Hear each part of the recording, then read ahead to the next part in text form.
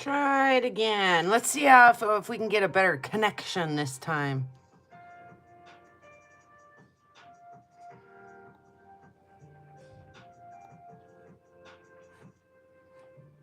Almost just seems like internet connection altogether just went bleh. Crossing fingers. Yes, we have fingers crossed.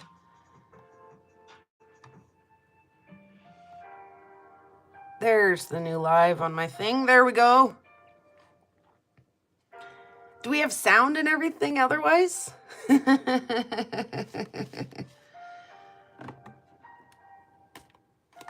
Maybe I'll quit yakking at the camera and turn it around and get into it before we lose it again.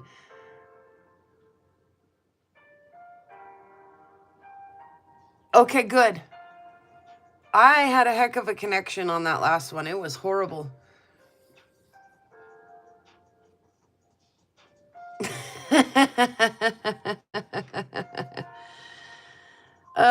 I don't know what it was, Chubby Hubby. Okay, so let's go ahead and turn this around. I think we're real. I think we're really riding the struggle bus, if that matters. What the hell was that? Something went thunk over here, like a big thunk too. Okay. So I have just a couple of new meteorites. Like I say, they're not cheers. Holy cow. I swear we're doing this. Hey there, Harold. So Rumarutis are interesting. I wish I should have like looked them up and been able to tell you more about it. And maybe as we dig into this program, I will, but Rumarutis are interesting. They're oddballs. They're weird ducks.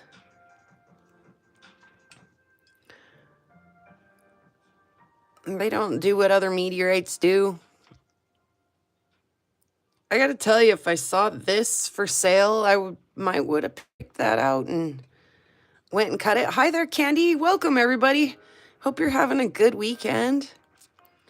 Having a little surprise here, a little surprise live here to show you guys how I add new meteorites to my collection. So that's a nice little end cut. I love the big mega classed chondral things happening in this. It's very striking, very stunning to the eye, and I love that. And then this little piece over here, this is it's an L melt breccia. Let's see if I'm right. Yes, an L5 melt breccia. And one of these pieces is flat. It's this one right here. Gorgeously polished. So you can see the different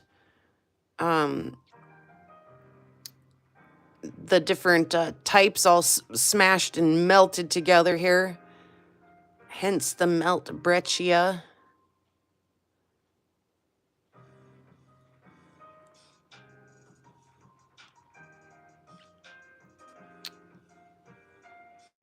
Aw, Kyle. I'm so glad that we could distract you with some rock things, right? I have got a pile of amazing photographs that we can just sit and kind of zone out on and chat about. So I can keep you distracted for a little while. Oh, thanks, Betty. Yeah, these are interesting. Wait till you see this piece. So this is a little end cut. And I'm going to say again that if I saw this in the bin, you know, if I saw this in the selection at Tucson, that I probably would have snatched it up faster than I could even blink. But yeah, you can see there's one kind of lithology here. It's kind of a gray-bodied lithology, and then sort of a brown-bodied lithology there. And it's all smashed up together. And the black is melt, shock melt. Let me think about that for a minute. Yes, shock melt. And then obviously the other matrices in there. But what's super cool about this piece, drum roll please. I'm gonna give a tiny little drum roll. Bing! Look at that metal bleb. So you can see, hey there, Roger. You can see some of the melt again on the outside here in these kind of thicker, blacker lines. But that bleb, let's see, we can get closer on that thing. Holy shoot. Look at that thing. And if you look really close, it's got a little piece of sand wedged in between the bleb and this little lip right here. And that little piece of sand has managed to hang on through a polish. You know, think about, oopsies, let me throw it around. Think about how many wheels and how much aggressive vibration. A saw, too. It's been sawed, too. And that little piece of sand is still in there. Just hanging on for dear life next to that enormous metal bleb. I'm sorry, Kyle. Yes, it's not fun, is it? I actually got called in for jury duty. Yay, that's stupid fun, too, huh? Adulting is just wonderful. I love this little, it's almost like a little regmaglyph. I don't know if you could technically call that a regmaglyph or not, but I love that little finger hole. But nothing does it for me on this piece so much as that friggin' enormous metal bleb. Like, what the hell? Did I mention that I'm super stoked about that metal bleb?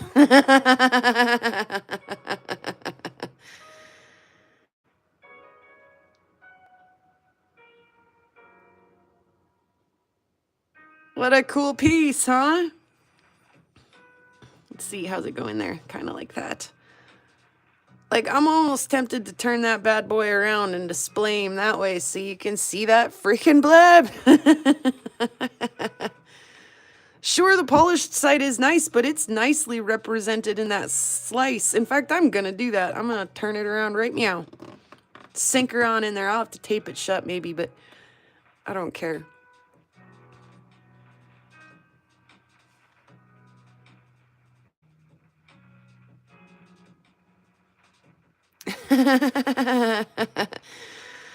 Oh, Betty, music gets me by sometimes, for real. Like, it can definitely help change a person's mood. So can rocks, rock therapy of all types. So I do encourage you, even though I don't, to do their Patreon. I don't, just because I just don't have time. The tiny URL is where if you want to shop from their inventory, you can go check out their inventory. But yeah, they're everywhere. They're on Facebook, Instagram, Etsy, eBay, YouTube, and Patreon. And there's always just a little bit of, like, you know, goodies. Oh, she sent me some Apache tears. We should look at those, by the way. Oh my God. All of these little goodies and fun things. Okay. We're going to kind of set that stuff aside real quick. And then these are the COAs for the new pieces.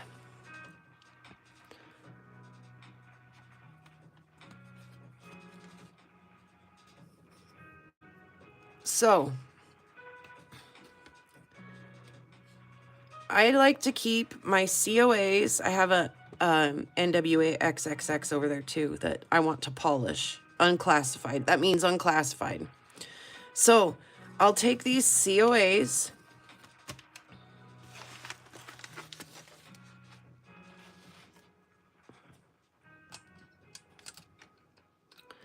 Come back out for you guys.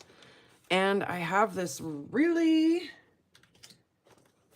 insufficient, like 8th grade binder that I put all of my stuff into. Let's see, this is not what that is. So, okay. So what is, you know, provenance paraphernalia? Well, that depends on who you ask.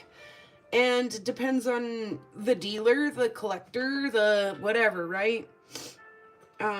So for me, COAs.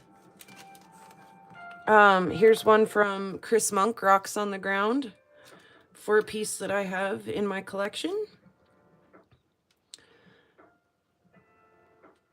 A deep 4-drawer file cabinet can hold that binder and many more. True that. And yes, rocks are good therapy.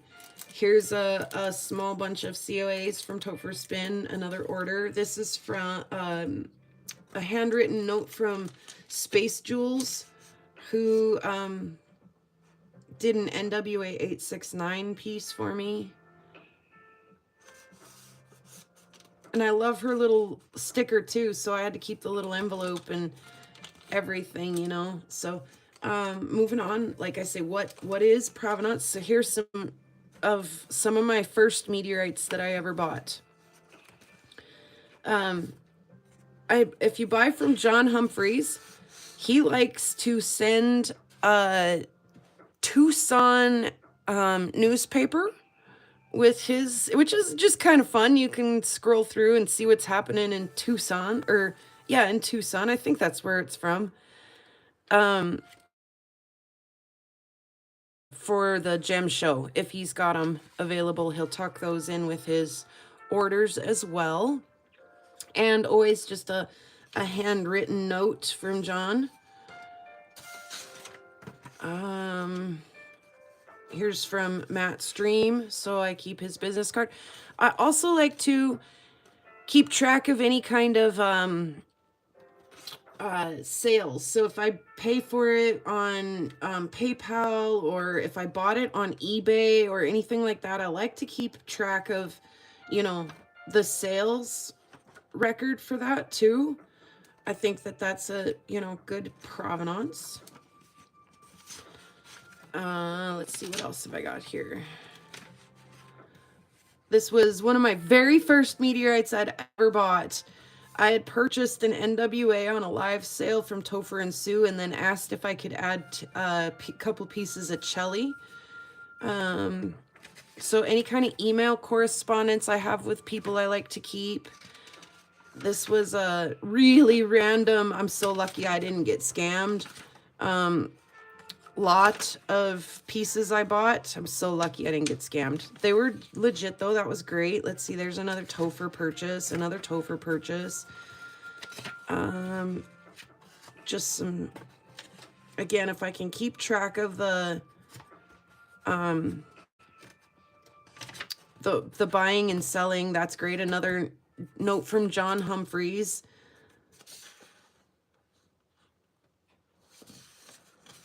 And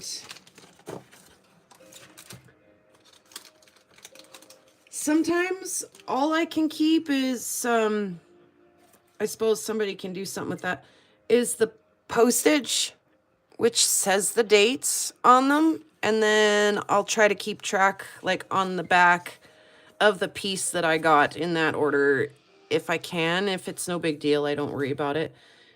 Another little like stuff, just little stuff. John Higgins, COA. This is when I did Ron Metchus meteorite. This was a letter from his wife. Matt Stream. Okay, so this one is probably some of my more interesting provenance. Oh, there, now you guys know how much I paid for my Shoto. I forgot how much I paid for it. I knew it was like 300 bucks. Whew, I got a new piece of that coming that's way more expensive than that. Okay. So my 2-dot and my Roundup, these are two Montana meteorites.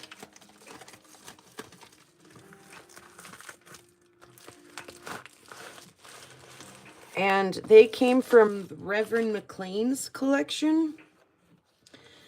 And the Reverend did a really good job keeping track of things. And so I got them from Terry Hinson, who got them from Reverend McLean.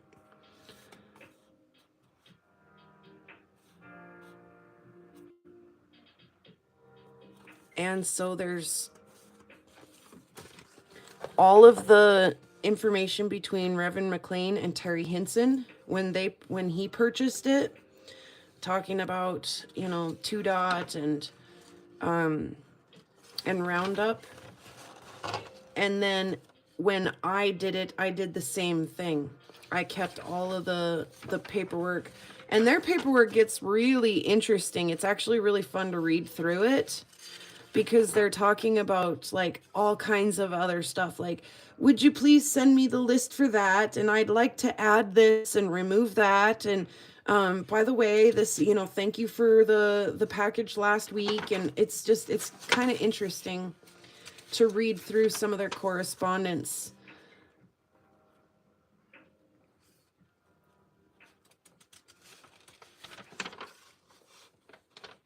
So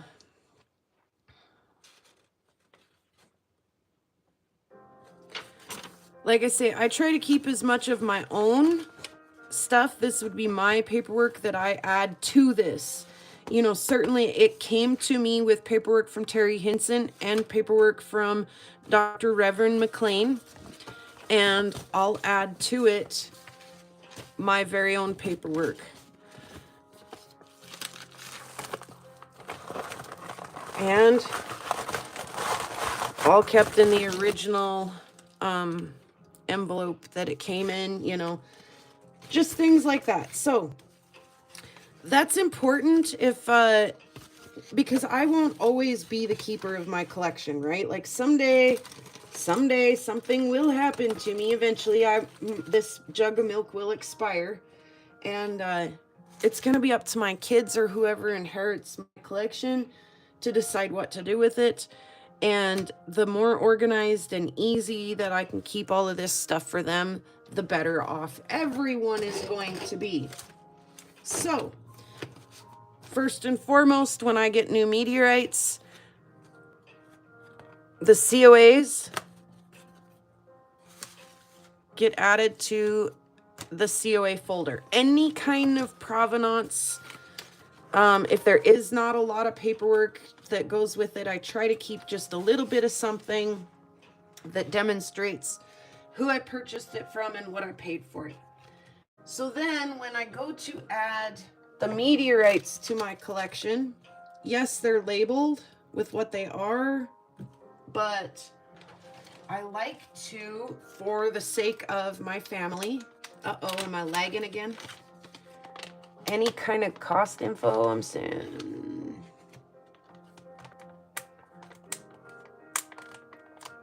I don't know why I'm not catched up over here. Did I hit the pause? Yes, probably. Okay, it's working. It's working. I like to add one of these to each piece that I add. So this will say, you know, NWA 13758 in the first line. The class will be Rudy, R3 Rudy. The location will be Algeria. The weight will be 14.241 grams. And then when I turn it over, I add the date that I got it and what I paid for it. And that way, my kids don't necessarily have to go rummage through the stuff and figure out what I paid for it. They know what I paid for it.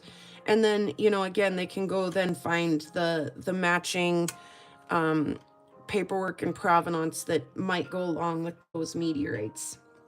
So I like to fill those out and add those as display cards that go with the pieces. So they'll just stay with those pieces in my display case. Even though they're labeled and everything what's on them, there's just a little bit more information that I find helpful, you know, if I'm going to pass my collection along. So I'll fill those out and add those in with my new pieces as well as they go into this display case. But like I say, putting them into the display case is only just part of adding them to my collection. The other part is the paperwork and the COAs and everything. Let's take a quick time out and look at these Apache tiers.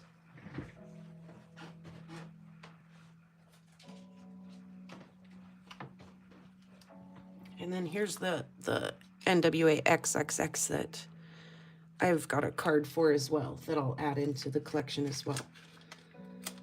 Let's see. So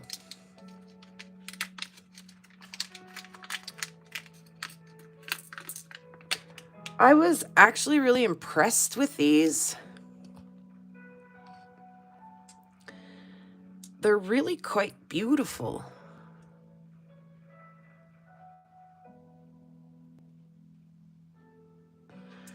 The way they capture the light.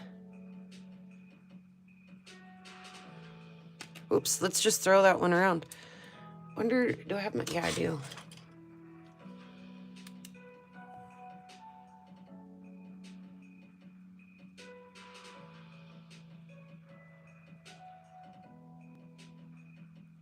Hey there, Soul. Oh, yeah, you know, like I say, I'm just a keeper of the rocks, so it is actually my responsibility to take good care of them.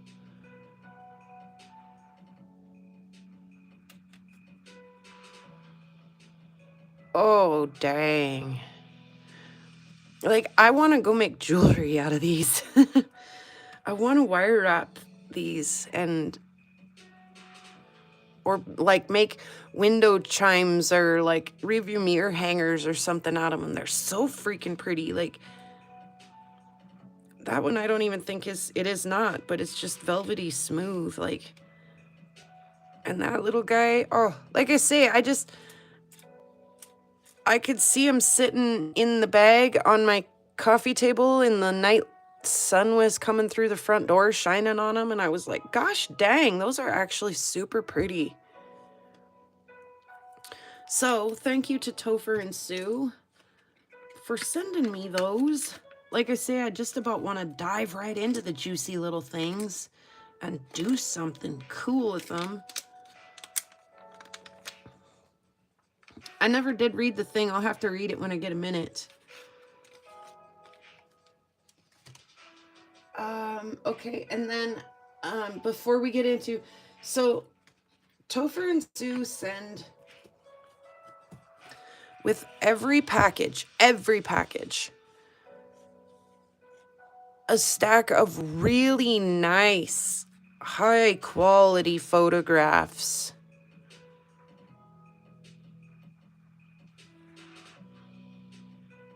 Oh my God. How delicious is that? I should laminate that son of a gun and put it right in front of my coffee pot so I can see it every morning when I have my coffee. I am gonna get all coffeeed up. Heck yeah, I am. Erg check. Microphone check, erg check. OMG.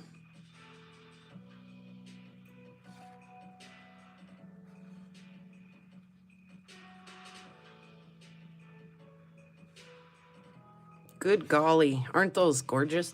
Okay, so I have a pile of those because, like I say, they send a nice one of those with every single order. Whew. And I like to keep those all together in one place as well, just like my COAs and things. Okay, where did the meteorwrong go? There it is. Okay. So this is cool to me. This is super cool. Just put it crooked. There, it fills the frame. And let me get the other one really quick.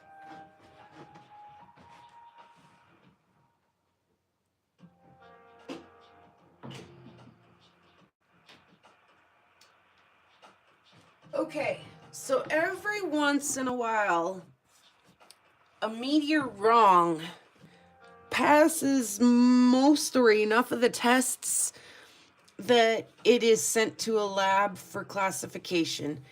And I have a small meteor wrong collection, some of which did just that. Some of which have actually made it. Thank you, Allison, and it's so good to see you. I'm glad you're here.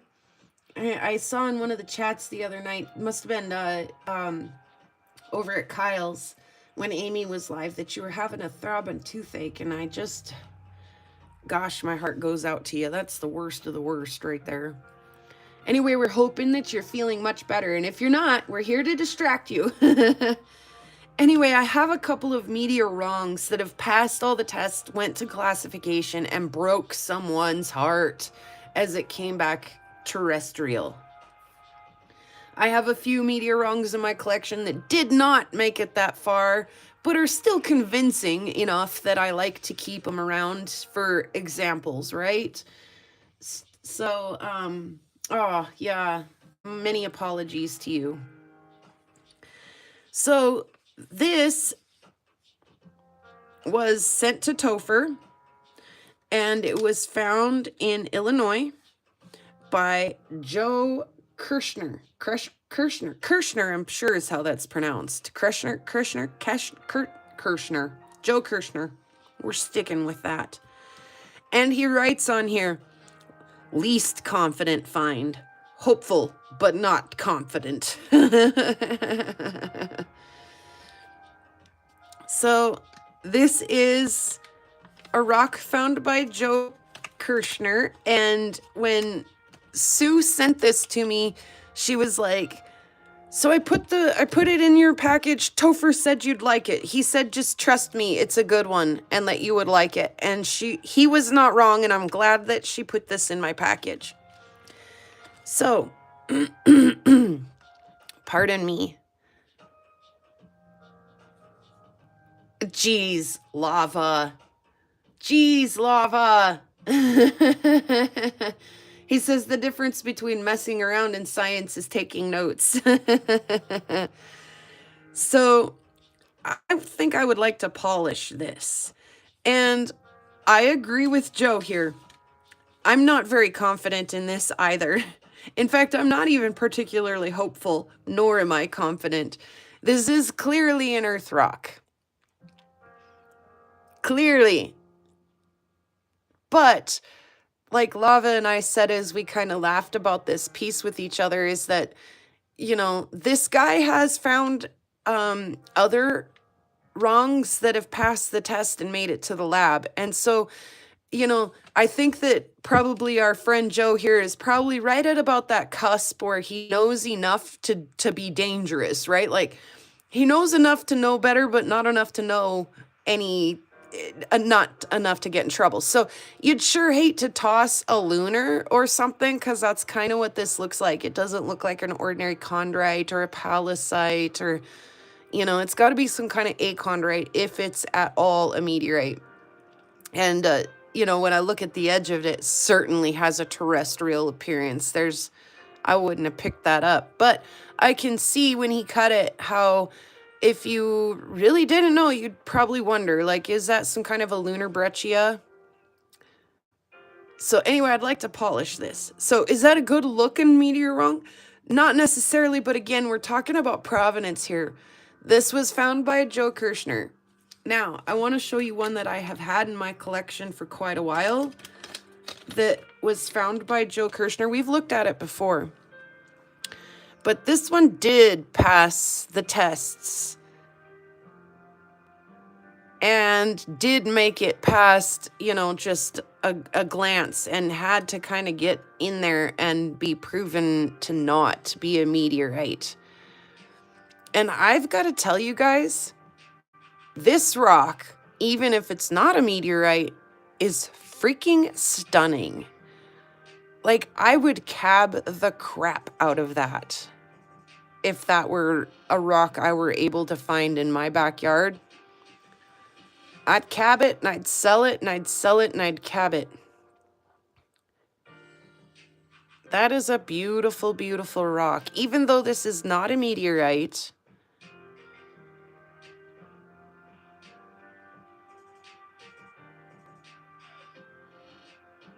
if I found this, I would be asking for a second opinion, a third opinion, and so on as well.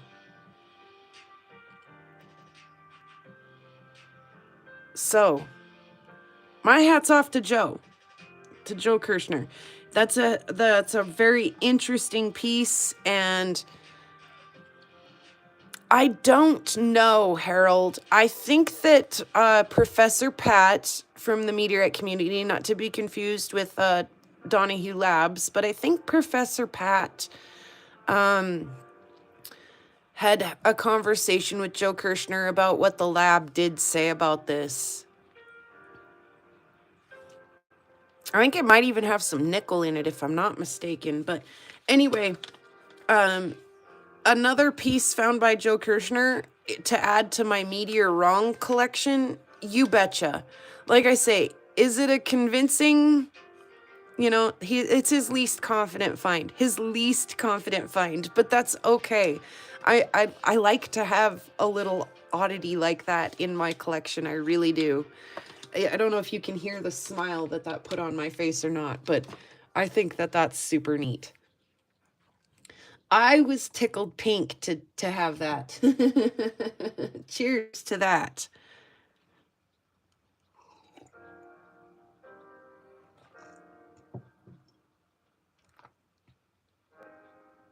I'm going to check the comments really quickly. Yeah, kind of a fun one. Okay. I'm going to have to come up with a new envelope to keep all these in because we are quickly running out of room over here. So I think, look, I got an NWA Jewels. That's in the wrong folder, isn't it? That needs to go over into the COAs. Let's do that right now.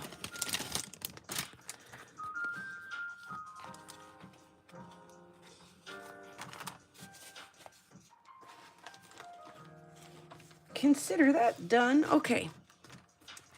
Oh, there's another one. Good golly. Is that one too? Oh my God, it is.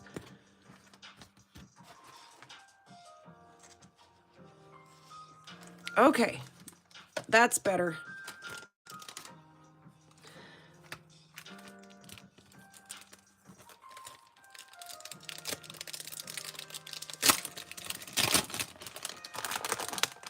Sorry about the noise.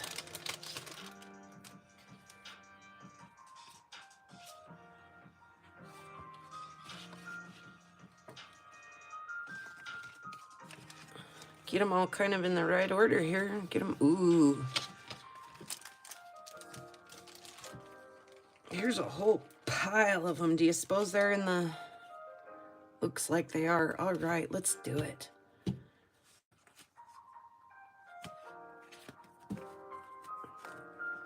That's just one little pile.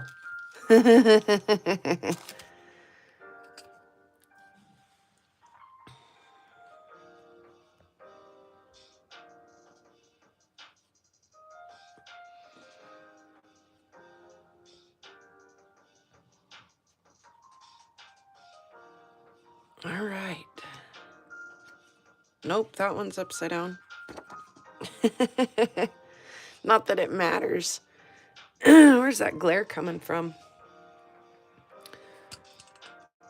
There.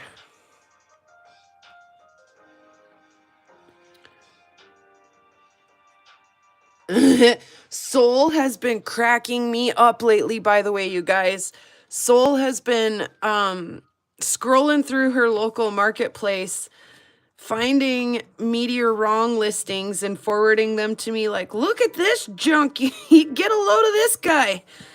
Oh, it's bad, isn't it, Soul? Like, and it's maybe like something that most people don't realize or notice, but once you can kind of start, even if you don't know why, you can tell the difference, even if you can't articulate, excuse me, the reason why you can tell it's not a meteorite, it still is like, once you're aware of it, it's like just disgustingly out there. There's so many fakes out there.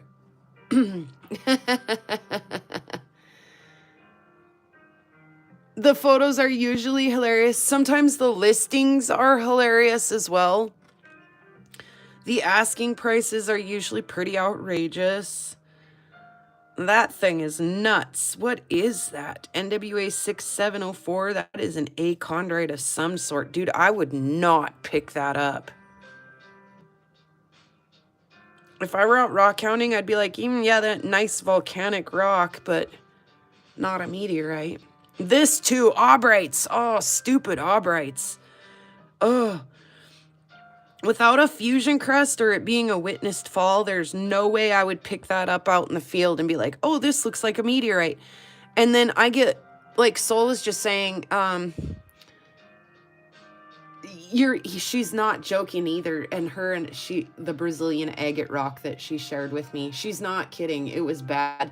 And her and I, like, in just a matter of like 3 or 4 kind of sly, humorous comments to each other, she had me just rolling on the floor. Her and I were just like, yeah, because the fusion crust on that one. I know, me too, Lava. So, this piece in particular, it may or may not have just a smidge bit of fusion crust right up there, but guarantee that this was found with either a witnessed fall or fully crusted pieces, and you're able to hold 2 pieces found within the same block of each other in your hand and say, obviously it's aubrite material. And then obviously some of that was sent in for classification just to be super duper sure. But yeah, the achondrites are the bane of my existence because they look a lot like earth rocks, and the only way to tell them apart is if they've got a fusion crust or if you send it in for classification. How the hell do you say that? How do you say that? Go ahead, everybody give that a try at home. Quinge Quinge.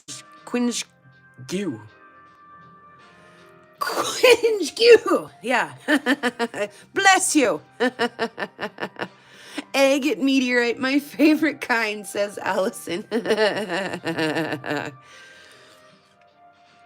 I've never heard of that palisite before. That's crazy. Are you supposed the Q is silent? Hui Jingyu. Hui Jingyu. Oh, we are familiar with this one. I know and love this one. The odd numbered golden palisite, 13579. Topher's very own classification. The odd numbered golden palisite. Look, there's a golden palisite.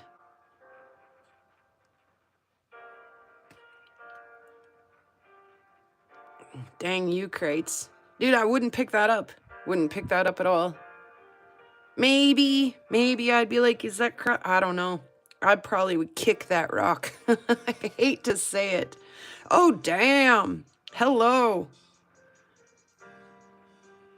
Look at the metal. Oh, God, that's pretty.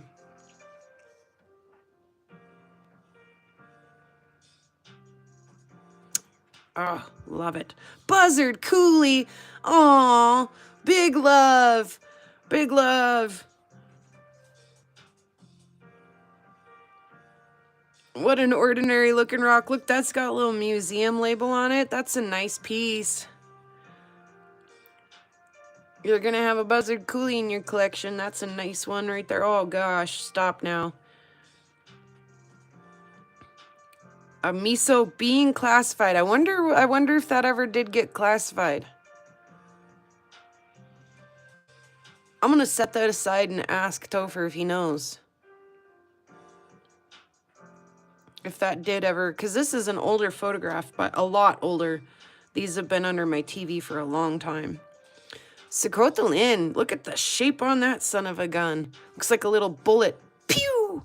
Pew, pew! Totally nose-oriented. Look at all the flow lines on it. Dang. That's a great picture.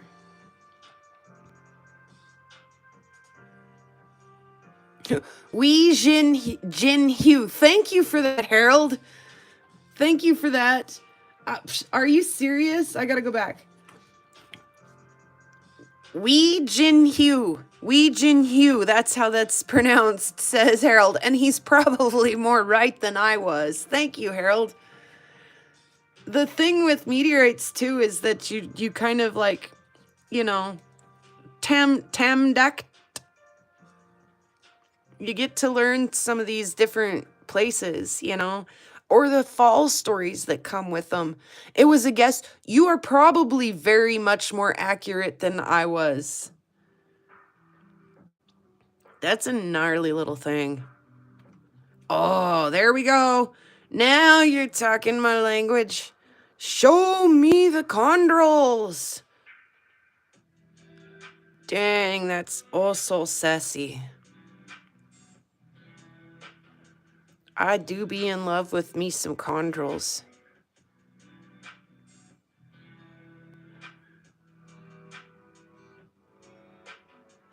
I mean, don't get me wrong. The pallasites and the irons sure are pretty, and the mesos and oh, Lava and I were talking earlier today about how cool Bancubanites are.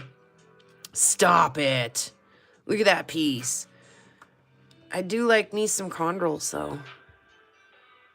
That's a beautifully oriented piece.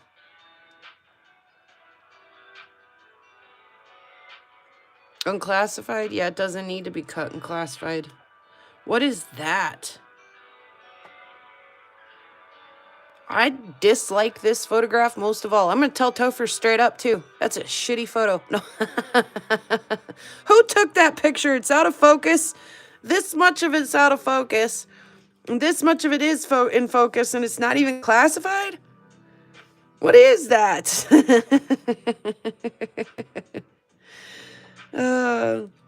What is that? Speaking of what is that, what the hell is that? Ozerky? There's really a meteorite called Ozerky? I did not know.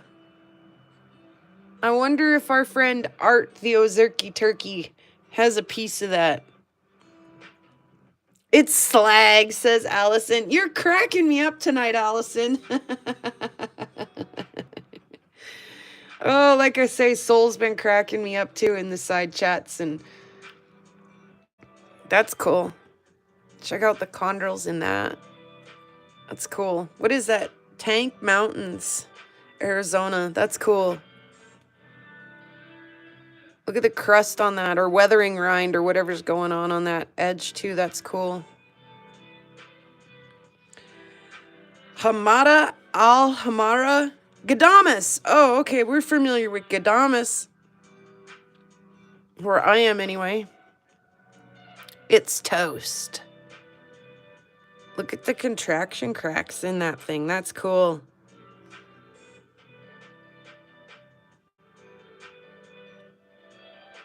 I wanted to flip it over to see the other side of the meteorite. I might need to have a cheers real quick.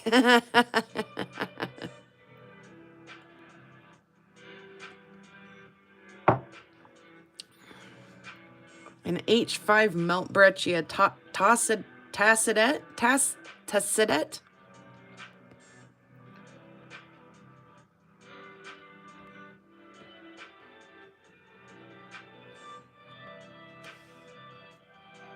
An R3, huh?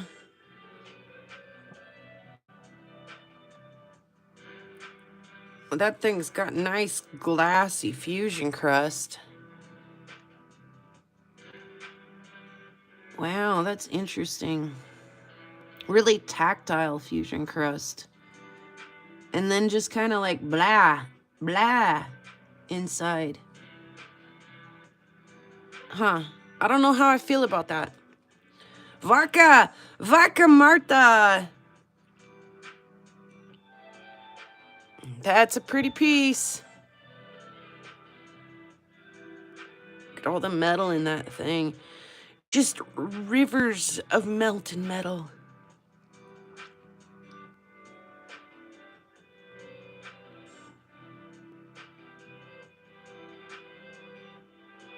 That's not it. Mine's not that pretty, I don't think. I gotta see really quick.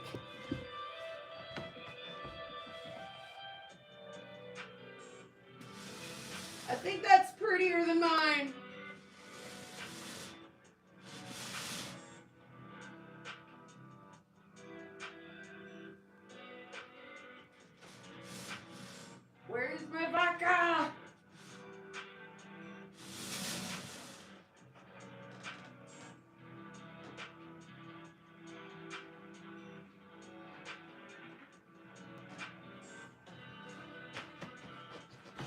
Wow, it's super prettier than mine. That ain't fair.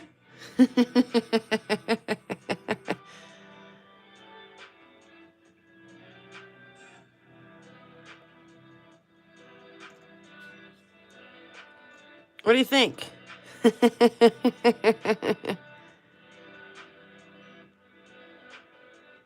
Okay, it's just as pretty. It's just super much more smaller.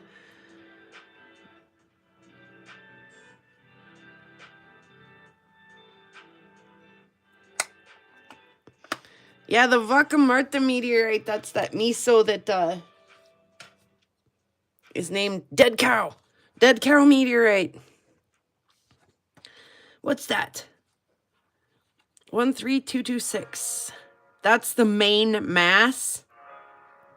That's the main mass? What is that? That's tiny. Is it Martian or something? It's got like the achondrite kind of fusion crust on it. What is that? I gotta find out real quick.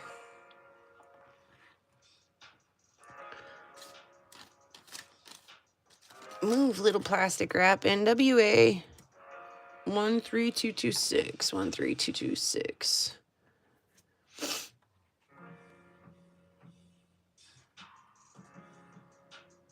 What?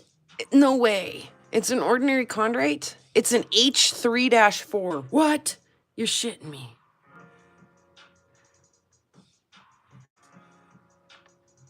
Well, that's what it says. Oh, it's all right, Jeff. Yeah, we did some paperwork stuff, and then now we're just like, I get these beautiful photographs with each one of my orders from Topher and Sue. Look at that stupid thing. And so we're just kind of chit-chatting about them. There's a Eucrite with the melty fusion crust. Thought I'd kind of speed it up a little bit until I find one I love. Diagenites. Love diagenites. No.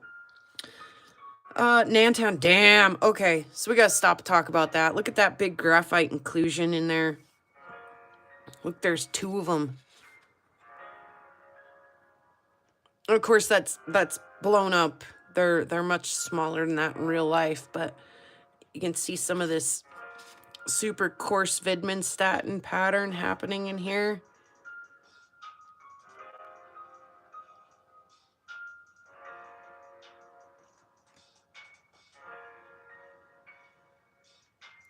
That's cool. That's a cool picture. Gebel Kamel.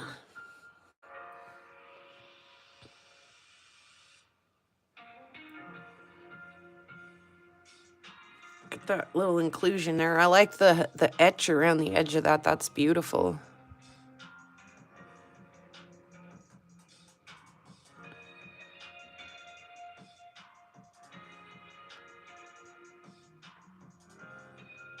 That's cool. What the hell is that? Pizhanka? Pizanka. Look, do you suppose? No, I was gonna say, look, that looks exactly like these two inclusions are in this meteorite, but they're not. Like, this is Nantan and this is Pizanka. How beautiful is that? Wow, I know nothing about that. I know nothing about where that comes from or what type of iron that is. That's beautiful. That's super wild. What is this? Oh, stop it with the lunars. Admire. I have a piece of Admire. Mine's etched. This one's not. Brahin. Gosh, that's pretty. Look at all those olivines. So when you're talking about pallasites, one way to tell pallasites apart from each other is the size and shape and distribution and color of the olivines. Some of our pallasites have that more green colored olivines in them, and some of them are that honey amber color. Again, the shape, the size, like, are they more rounded? Are they more angular? All of those things are telltale signs that when people get really good at eyeballing pallasites, that they can take one look at it and the shape and size of the olivines or the metal distribution versus olivine distribution are a dead giveaway that that's Admire versus Brahin or Saracho versus Admire or whatever. What is that? Semchen. That is nothing but a ginormous olivine chunk of Semchen. That is stupid. Stupid cool. And then same thing with the irons. You know, is it a really thin octahedrite Widmanstatten pattern? Or is it super chonky, super thick? Is it super uniform? Are the lines kind of the same throughout? Or do they vary? Some are thick, some are thin. Those are the things that when we're looking... Oh, there's... Speaking of Bencubans, there's some Bencubanite right there. So when we're talking about some of these things, there's, yes, they look the same as each other, but no, they don't. Let's grab another pile here. These are wonderful pictures. They really, really are. And I just like, I have stacks of them. It'd make a great coffee table book someday if I just put them in an album. So I have a little tiny piece of Gujba. It's kind of expensive. I like Bencubanites. They're like the exact opposite of what they're supposed to be. They're kind of the freaks of nature of meteorites, where we would expect to see metal or chondrules in our meteorites. And Gujba's just like giant metal blebs. Very little matrix. And a lot of the Bencubanites kind of look like that, so... But Gujba is one of the more well-known other than Bencuban. Oops. I didn't go through these and make sure that they were right way up or not. So there's another odd-numbered golden pallasite. Kind of looks like a little elephant or something. Don't lie, it does. Gorora. Again, some of these, if I were out rock hounding, I wouldn't pick them up. Semchen, beautifully backlit. Again, what's the metal do? What's the etch look like in the metal? What color and shape? How fractured are the olivines is another thing that distinguishes them. Stop it. That's crazy cool. Wow.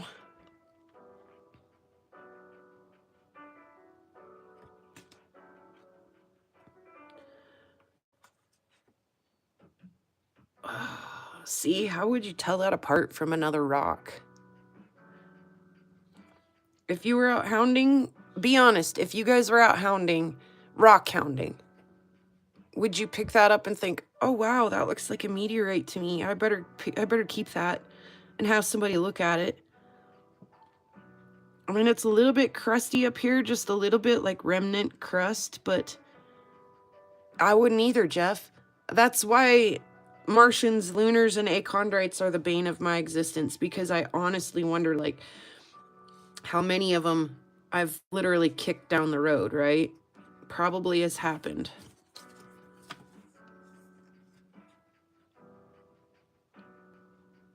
Nice little chunk. A eucrite. Look at that thing. But it looks like an earth rock, right? I mean, like, what's different about that than some quartz conglomerate? Oh, some of them, we just looked at that one. Look, I got a dupe. I got a duplicate. No, we didn't. It's the same meteorite, just a different 10.25 kilograms. Same meteorite, just different angle. That's cool. I would probably leave it right there too, Scott.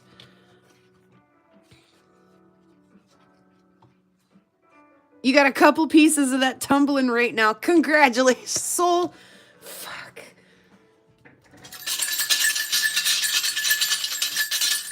Taking the cake with the hilarious comments tonight. You guys are just cracking me up.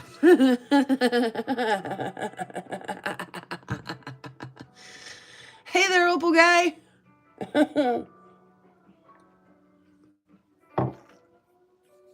This is beautiful. This beautiful Imilak. Palisite, that's beautiful. Look how green the olivines are in that versus how golden some of the olivines and some of the other palisites have been. God, I'd like to find that while I was out rock hounding. Really, I would. I'd just, yeah. See, now this maybe I would get me wondering. This is a Diogenite. This would maybe get me wondering, is this terrestrial or extraterrestrial? There's an awful lot of, you know, olivines and things happening in there that might make me wonder.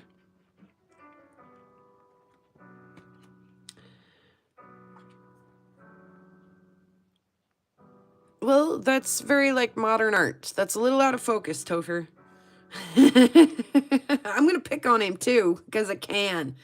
But you can see the Widmanstätten pattern in the metal and, you know, some of the color differences in the olivine. But otherwise, that's... Ah, Palaskova! Okay. You've redeemed yourself, Topher, with the photographs here by putting a little Palaskova in there for us. So as I'd mentioned earlier with the Benkubanites, that Guzhba is kind of one of the more well-known Benkubanites, other than Benkuban, which is the type name for Benkubanites, where Palaskova is the type specimen for the type name for Palisites. This is one of the original Palisites, one of the first Palaskova. All of the Palisite group was named after this meteorite. So, Palaskova, man, I'd like to have a piece of that. I almost did one time. And the dude that bought it was like, I'm sorry, could you tell me again what was the name of that meteorite I just bought? Like, he had no idea why it was cool. And I was like, oh, I should have bought that. I was like, that guy don't even know. He don't even know what he has. I should have had that. It's all right. I let it go. Let it go. Let it go, Garora. Oh boy, look at the crust on that bad boy. Now, if I saw that laying in the field, I would definitely pick it up and run straight back for my truck, straight back to town, and I'd call everybody I knew, and I'd post it all over Facebook and the Rock Circle and everything. Buzzard Cooley, god dang, that's beautiful. Look at that.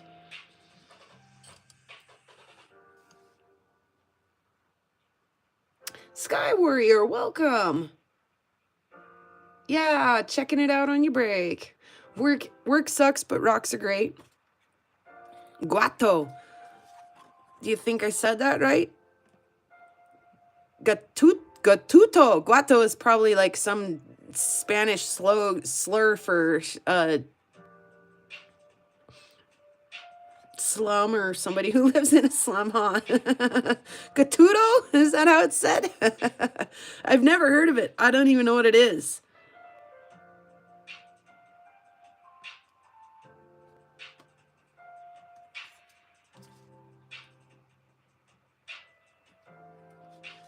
That's cool. Yeah, I would. After I did all of that, I would run straight home and tell everybody I finally found a meteorite. I finally found a meteorite. Oh my God, I finally found a meteorite. Oh my God, I finally found a meteorite. And then I'd share all the coordinates and the pictures. And yeah, you guys would know. You probably wouldn't even have to get home. Somebody within the like whole Pacific Northwest would hear me hollering my living heart out. We've seen a little of this NWA 13579, so I'm going to kind of skip through that. Eucrite. Oh. A Eucrite Mount Breccia, huh? That thing is nuts. Again, some of these, I wouldn't pick them up. Los Vientos.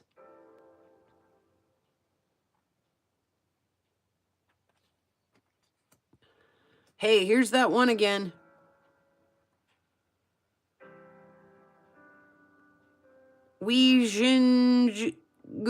Wijingu? Oh, hell no, Soul. Like I say, I'd probably go live and be shaking so hard. There's a Zerky again. Gooseball, baby. Oh, I can't get enough of Gooseball. We got to look at it again. You guys want to see my little piece of Gooseball? I'll put my vodka back and grab my Gooseball.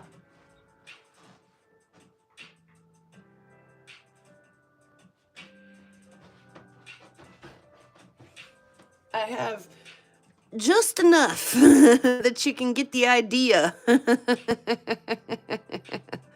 It is like a ball-bearing conglomerate, isn't it, Betty? That's...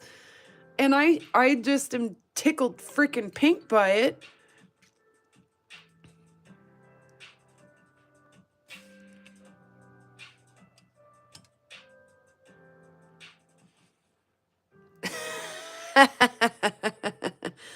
Truth, Soul, truth.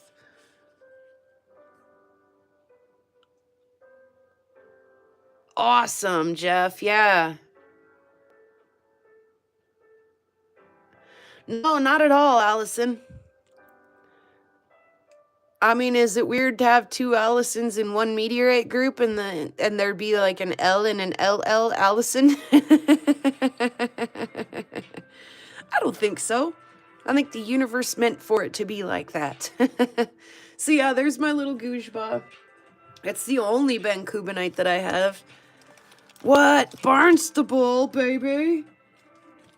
We gotta look at this package real quick.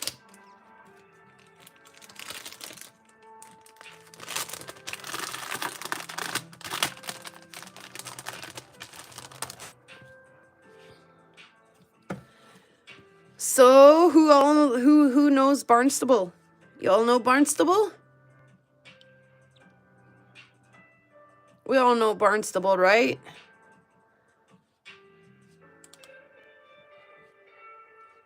Barnstable is an ugly-ass, weathered, old chondrite meteorite. Nothing special about it except the find story in the finder.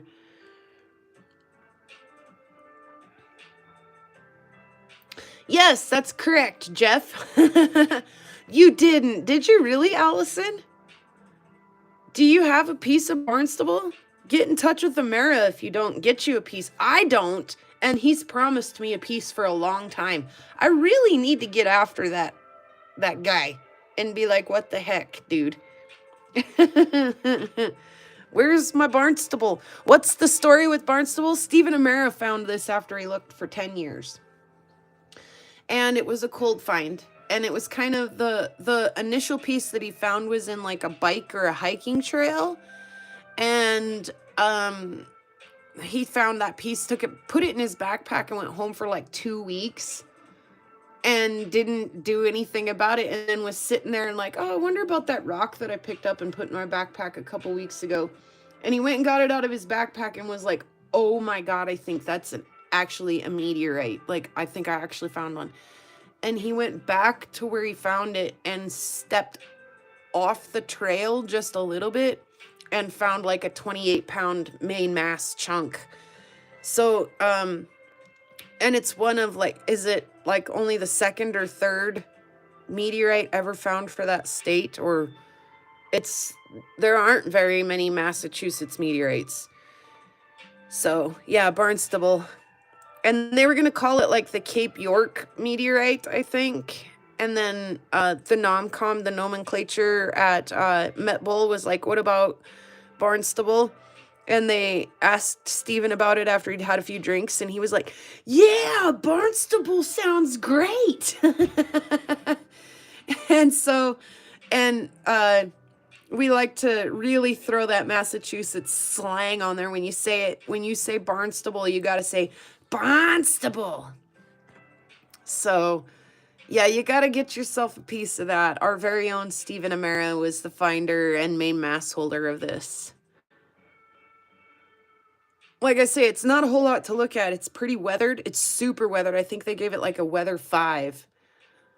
But really cool finder, really cool find story. Look at that. Pazanka. That's beautiful. Hey, Topher, if you ever want to send these over, I'd gladly refinish them for you. That looks like it could use relapped. It's probably $1,000 meteorite, and you'd hate to relap it and lose any material. What's up with this wonky cut too? Like, I'm not a huge big fan of that. I guess probably if I have to be realistic, my admirers kind of cut like that, but maybe not quite that. I don't know. It's kind of a weird shape. Beautiful meteorite, weird shape. I'm going to be super highly critical of Topher's stuff because I can. What is that? That looks like a pile of POS. It must be important because we put a scale cube on it and took a picture of it, but it looks like a pile. What is that? That's cool. That's good crust. Urolite. Of course it's a urolite. Beautiful caramely crust. Yeah, the Barnstable, because it's a chondrule, because it's a chondrite. All the chondrites in it are... Yeah. Gadamus. Study that, because if you see that in the field when you're rock hounding, you want to pick that up and bring it home. There's what Gadamus looks like inside. Little teeny tiny metal blebs, and they're kind of that rusty orange color. There's kind of a bigger metal bleb up there, but pretty evenly distributed metal. And then if you can, I want to bring it in closer, but that's not going to help. The contraction cracks in that fusion crust. It just looks like shrunken eggshell, you know, it just, as it shrunk, it cracked and contracted. Okay. Wata. Mooney. Oh, hello, Mooney. Look at the Vidman stat and pattern on that beautiful piece.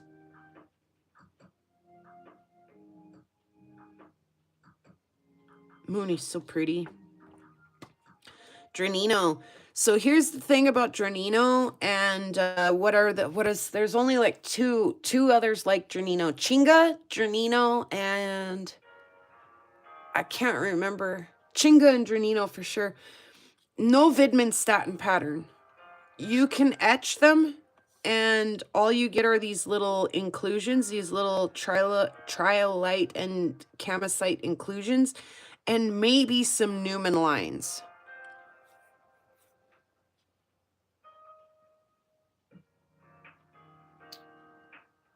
Looks like, yeah. That was, yeah, okay, that last one. So, yeah, so these are attack sites. They have no Vidman stat and pattern.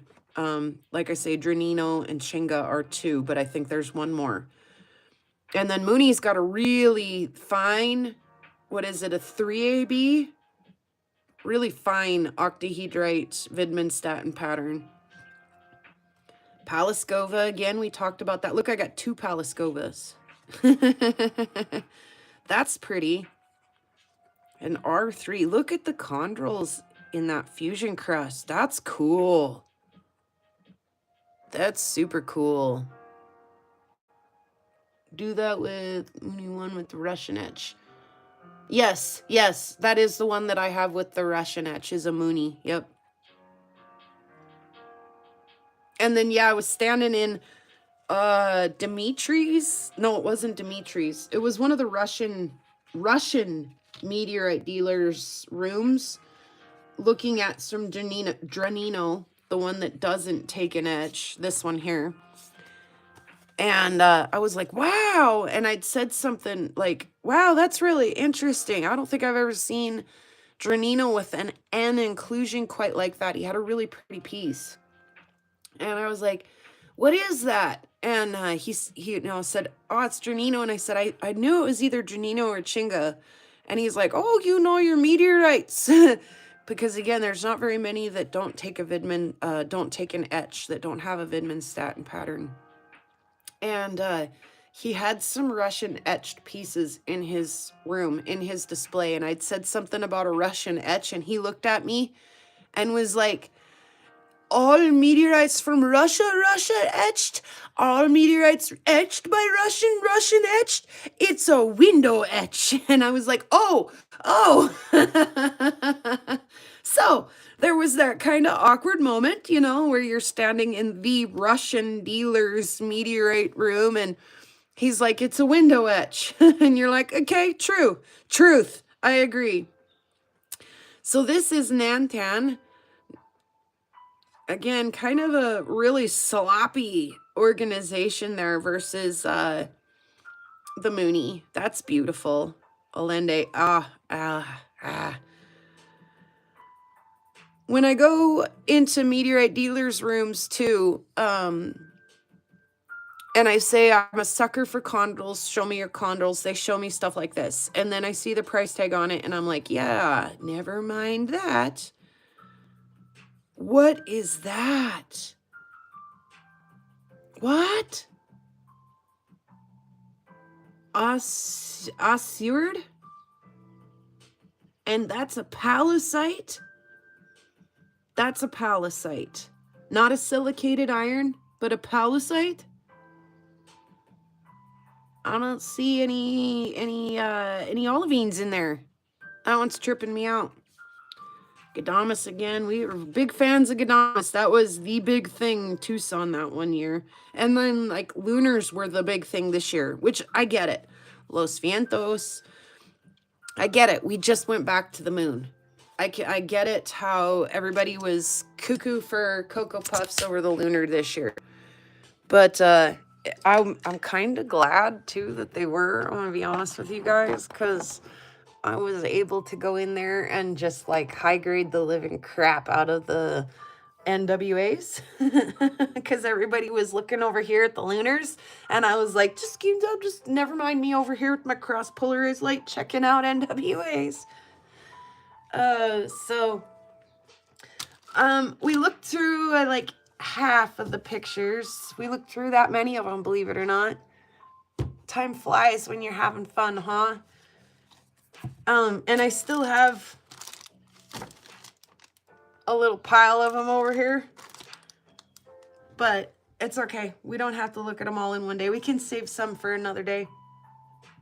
Pardon me.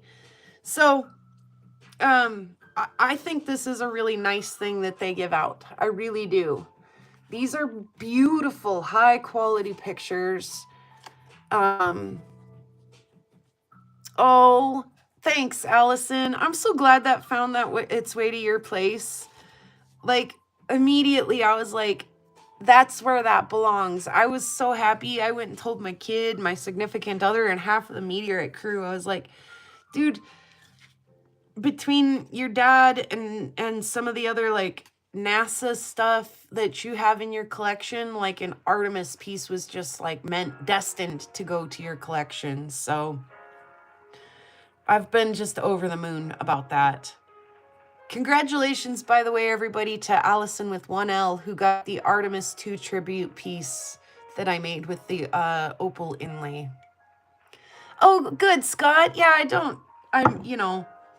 we learn together as we go. Sometimes I'm all about like, hey, we need to learn about this, or hey, like, let's discuss the most recent fall or the newest classification, or, sometimes it's kind of more educational based, but this is kind of a more behind the scenes, like, like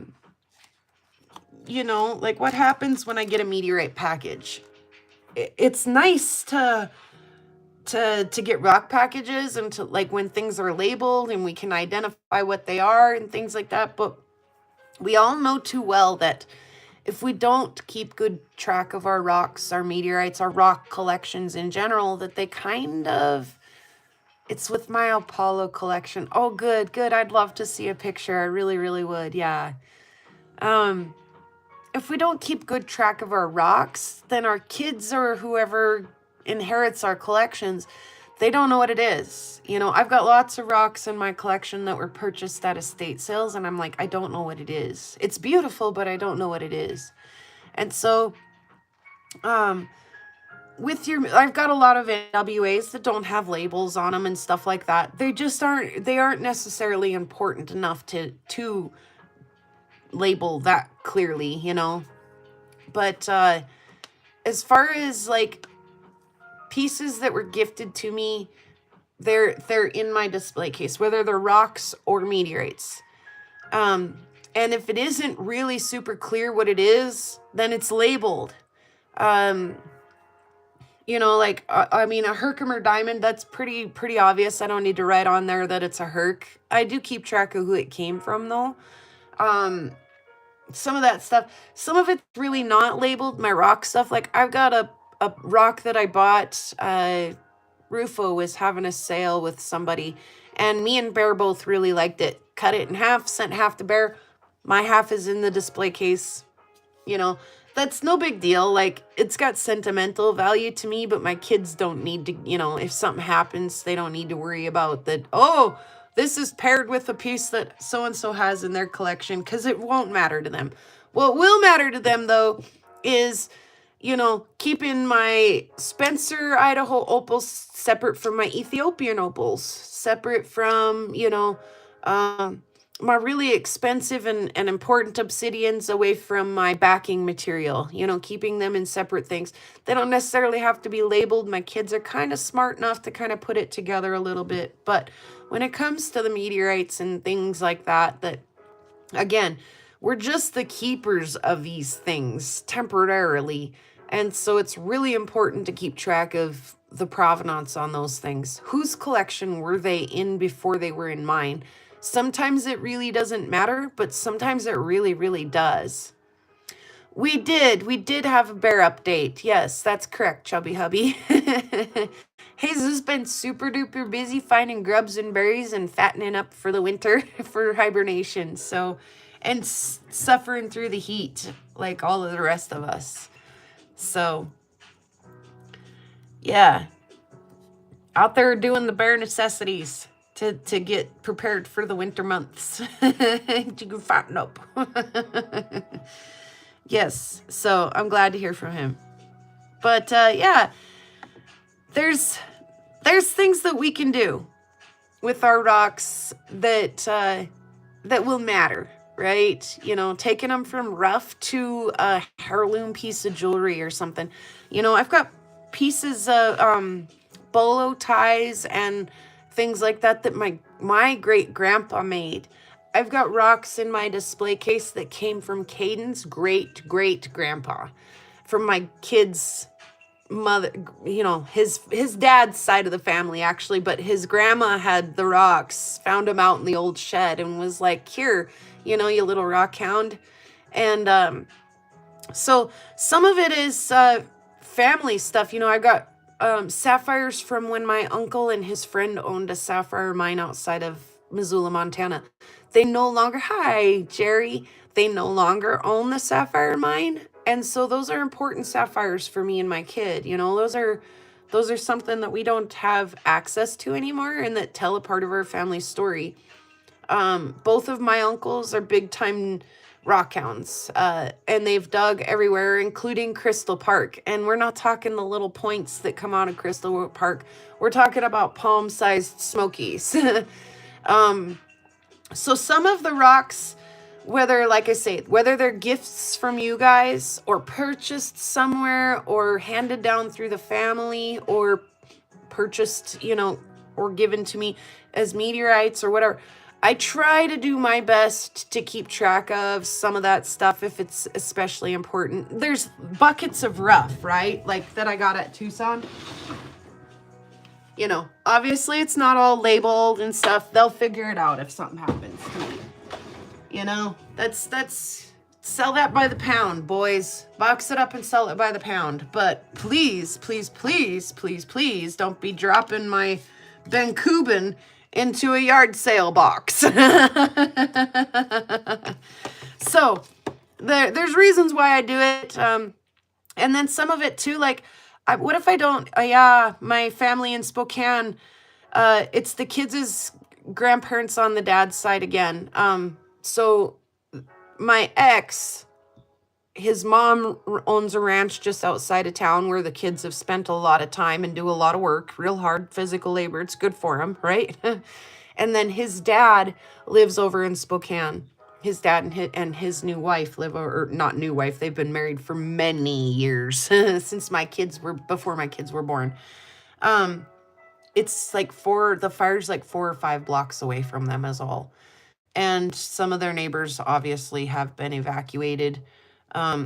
So far, so good. They've got important paperwork, some essential clothing, and medication all packed up, some pictures and stuff all packed up just in case they have to go. But yeah, super scary situation over in Spokane right now. And thinking about everybody who's over. And then, yeah, we're smoking like 3 forests a day out here on the prairie. We're trying to cut back. We really are trying to cut back. But, you know, sucking down 3 forests a day out here on the prairie, literally, as we're getting smoke from Washington, Oregon, and Montana. So it's been super gross over here the last couple of days.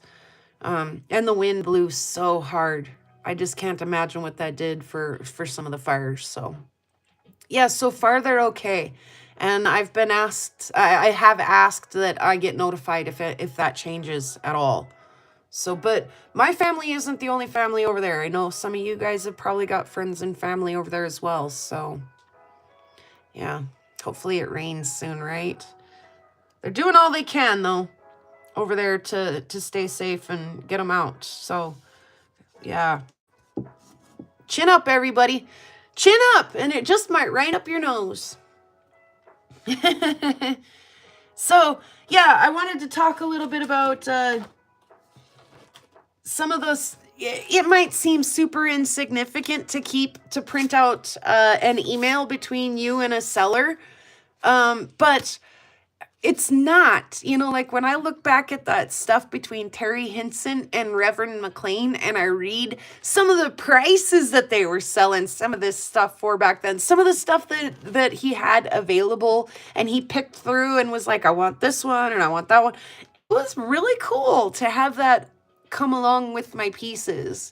And so, as silly and insignificant as I might think it is to include even just a piece of the shipping envelope that has the date on it and somebody along the line later might really appreciate that and, like, oh, that's kind of cool. That was a neat little, you never know. So, I do try to keep my COAs and, any kind of provenance paperwork or anything that I can add to provenance if my piece should ever leave my collection and go to another collection. So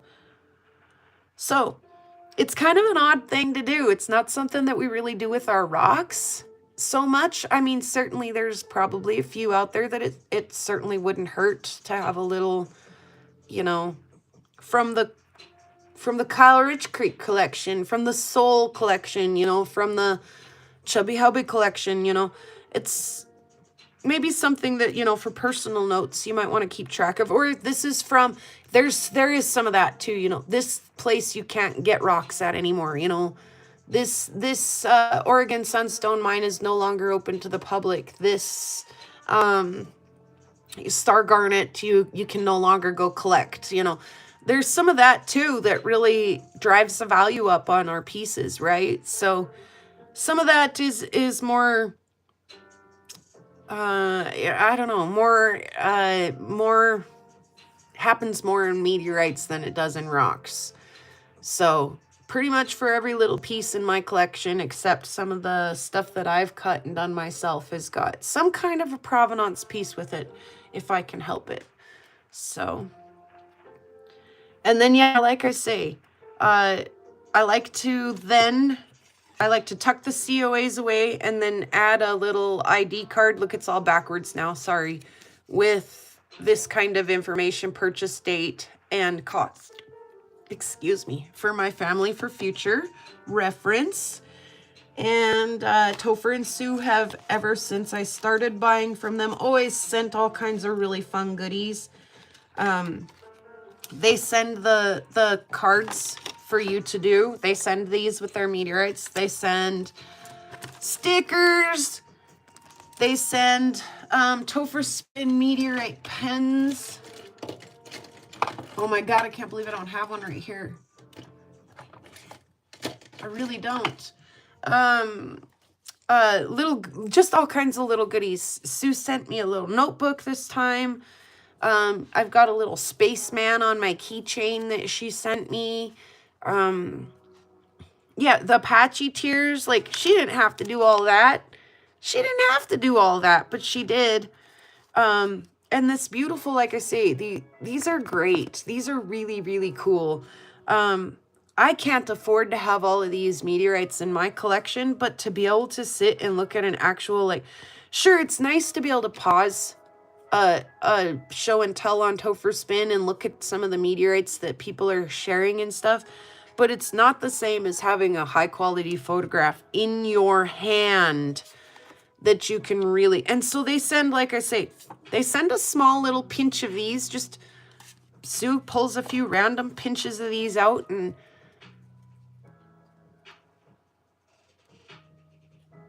in a lighted box. Oh, see, she knocks it out of the park, man. Sue is amazing.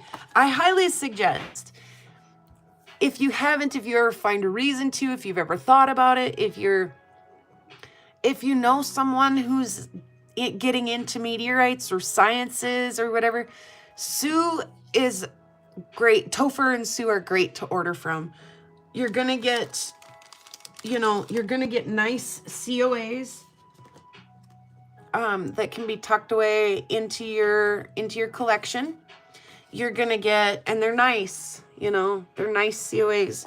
You're gonna get a little pinch of pictures. You're gonna get some little goodies,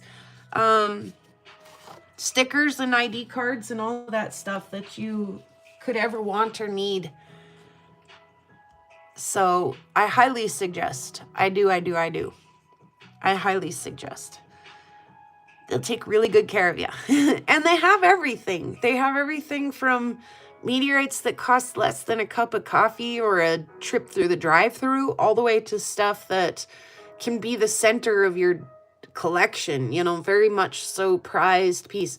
So yeah, thank you, Chubby Hubby, for sharing that. I know most everybody here kind of knows, but thank you. If you're watching the replay later and you're like, she keeps talking about this Topherspin and I see it on these pictures, but what is that? Go check it out. Yeah, I'm there every Wednesday, like I'm here every Wednesday, hanging out with the Meteorite crew and doing recording, discussing science things, new classifications, new launches and space rovers and discoveries and sun flares and eclipses and meteor showers and chemical analysis of yeah, they might even have a window etched meteorite that may or may not be from Russia or may not have been etched by a Russian. So yeah, you could, I've bought lots of meteorites from other people, from Ashley Humphreys. She's great to shop from John Humphreys. He's great to shop from Mark Lyon, and now I'm buying this one. I'm in the process of buying one from Roberto Vargas that's got really great provenance on it that goes back to Marlon and Debbie Sills, who live here in Montana, in Malta, and who run the Montana Meteorite Lab. They do a lot of the big cutting for a lot of the big dealers. They found the Shoto. They didn't find it, but they were the ones that discovered the Shoto Palisite and brought it to science and had it classified. So the provenance starts with Marlon and Debbie. She purchased it. He classified it. Marlon and Debbie Sills. And then it goes to Mark Lyon. And then it goes to Roberto Vargas. And now it's coming to me. So that's an extraordinary chain of provenance that goes directly back to the original classifier and finder of that meteorite, and all people that I've personally met. So I've personally met, hugged, and shaked hands with Marlon and Debbie, with Mark Lyon, Roberto Vargas, and now it will be in my collection. And my kid is freaking stoked about it. He's thrilled about it. He's really excited about that. So, yeah, like I say, it seems a little bit silly, but a lot of that stuff, eventually, sooner or later, could very much make or break the cost or value or story of one of these pieces in my collection. You just never know. You just never know. Joe Kirshner, this is a meteor wrong found by Joe Kirshner. This is a meteor wrong found by Joe Kirshner. The provenance alone, is interesting. So who knows? There may come a day when somebody's kid is out there spazzing out because they're going to get a piece out of my collection with a provenance that goes from me to somebody, and that, you just never know. You just never know. So I hope someday that people all over the place want pieces out of my collection, that, my name on a provenance does make a piece more valuable. So, and that's stuff that when I bought the first few meteorites that I bought, I never stopped to think that far ahead. I never stopped to think like, oh yeah, like every piece I purchase, I add my name to the provenance, and hopefully I'm doing my pieces justice. Hopefully I'm a good representative of the meteorite community, and I do good things, and do honest and ethical business, and that hopefully someday somebody is like, yeah, this has got Reverend McLean's name on it. This has got Prairie Girl Rock's name on it. That's certainly not where my mindset was when I started collecting meteorites years ago, but as I've seen it done, and I've seen too many estate sales where people's rocks get put in boxes and sold by the flats, that it's like, you know what, it's important. The provenance is so important on meteorites in particular. But it has indeed bled over into some of my rocks too. There are some in the case, and my kid can tell you, that came from the Stillwater mine from our friend Sam the Rock Man. This came from Wisconsin Rockstalker. This came from there are special pieces in there that, my kid can tell you where they came from. So that does put my heart and my mind at ease that, some of the stuff should be put in a box and sold as a lot at a yard sale, but some of it shouldn't. So yeah, I want to see the tailgate store. Yeah, it was no big deal, honestly. It was no big deal, but because Keevan's like, what, population 20? No, there's probably more than 20 people. There might be 100 people that live in Keevan. I'm really not super sure. But I do know that I clicked the TV on one night, and there was a guy doing a abandoned towns, ghost towns of the High Line. We call this the High Line up here. And he rolled through Keevan. It's pronounced Keevan. And he was like, next stop is the town of Kevin. And he's like, this abandoned ghost town. And I was like, I'm sorry, what'd you say? It's not a ghost town. Like, my friends live there. I know people who live, I know people who live there. Uncle lives there. Like, are you saying my friends and family don't exist? Because I'm pretty sure they do.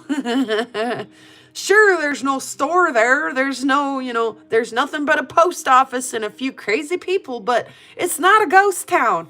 So it's been said on the interwebs that Keevan is a ghost town, and it's not, but it certainly isn't the kind of show that you're going to make a lot of money at, because there's not a lot of people there. But they are my people. They're my locals. They're my people. And so I really wanted to go down and just hang out, just be there, just add to the excitement of Keevan days. When I was a kid, that used to be a hella rowdy party. There were a couple of times that I felt like it was a dangerous place for kids to be. And it's much, much more mild than that nowadays. They had a car show. They did a couple burnouts. Little local car show. It was a good time. It was a really good time. It was really hot, really smoky, and the wind came through, and I was really glad that I didn't have a big awning or a table or anything extravagant. I'm so glad that I just set up on my tailgate, because when the wind blew through, the awnings started coming down real fast. There was even an ice cream truck across the road from me, and their sign kept coming loose, and they finally just took their sign down because the wind was giving it such a rough time. So I stopped for a quick rock hunt on my way home, even though it was miserably hot and windy and dry, and the wind was blowing the dust and the smoke, and it was just horrible. But it's only like 9 miles away from me and 9 miles back, and one of my favorite rock counting spots is in between here and there, so I couldn't help but pull over and do a quick rock. But I just watched the footage right after Jeff's live and right before this one, and it's like, hey everybody, it's windy out here. So but I want to post it for members only, so it's just short. I was like, I'm not going to do a lot of filming today because it's really windy.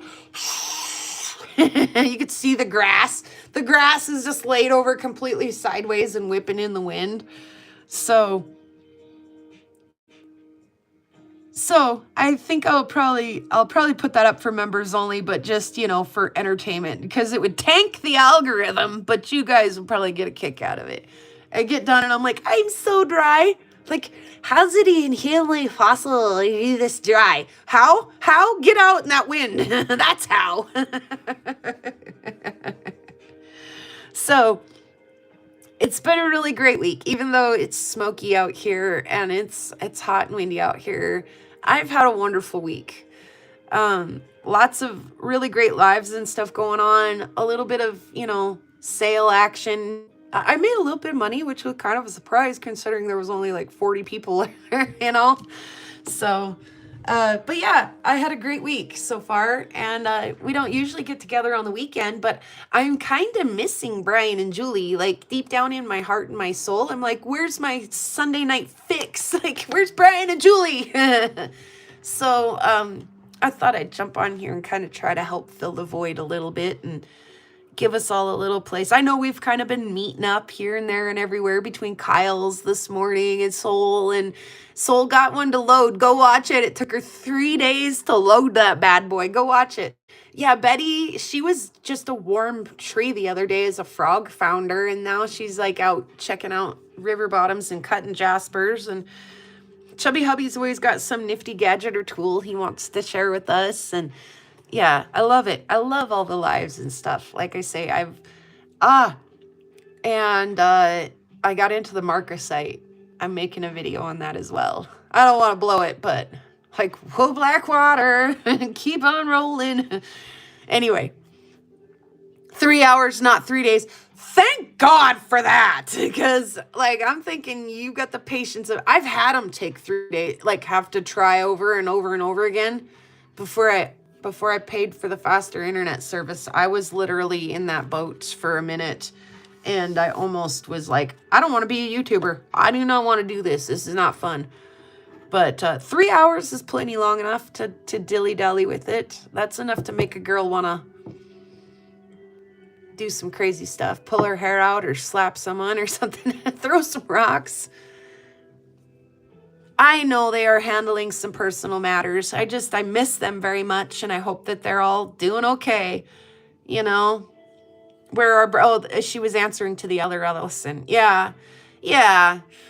Family matters. Family first. I mean, we're a rock fam here, but kids, parents, fur babies, that kind of stuff really does take priority. So all we can do is just, we're here. We're here when they're ready to come back for sure. And just keep them in our hearts and our prayers for now. So definitely I've been missing them just a little bit. Like I say, our rock hounding community is brighter with them in it for sure. As far as I haven't heard anything like that, just that they're dealing with some things with their kids. So, or kid and other.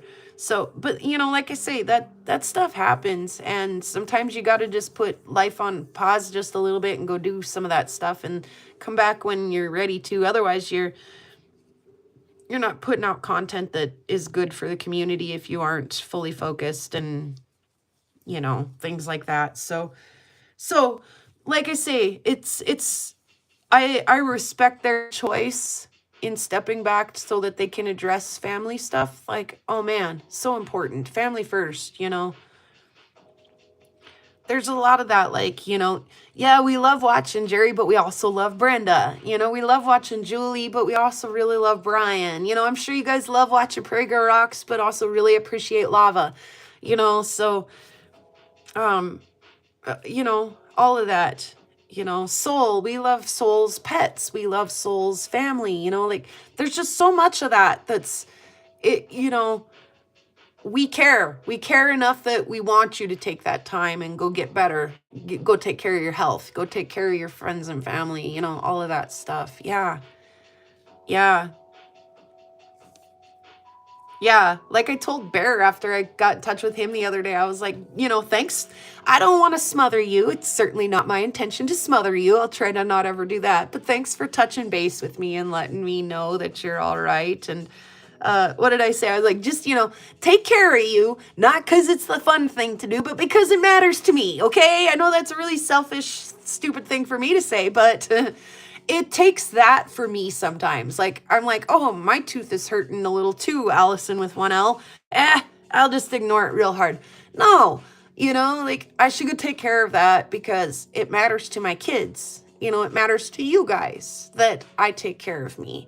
I might be able to put me on the back burner, but like I say, when I look at it from another point of view and I'm like, it matters to those around me that I stay here as long as possible and that I'm as happy and healthy as possible. So take care of you, 100% take care of you, 100% take care of those around you when and how they need it, when and how they'll allow it too, right? I'm pretty stubborn. I'm like, I don't need no one to take care of me until I'm like, will you please come take care of me?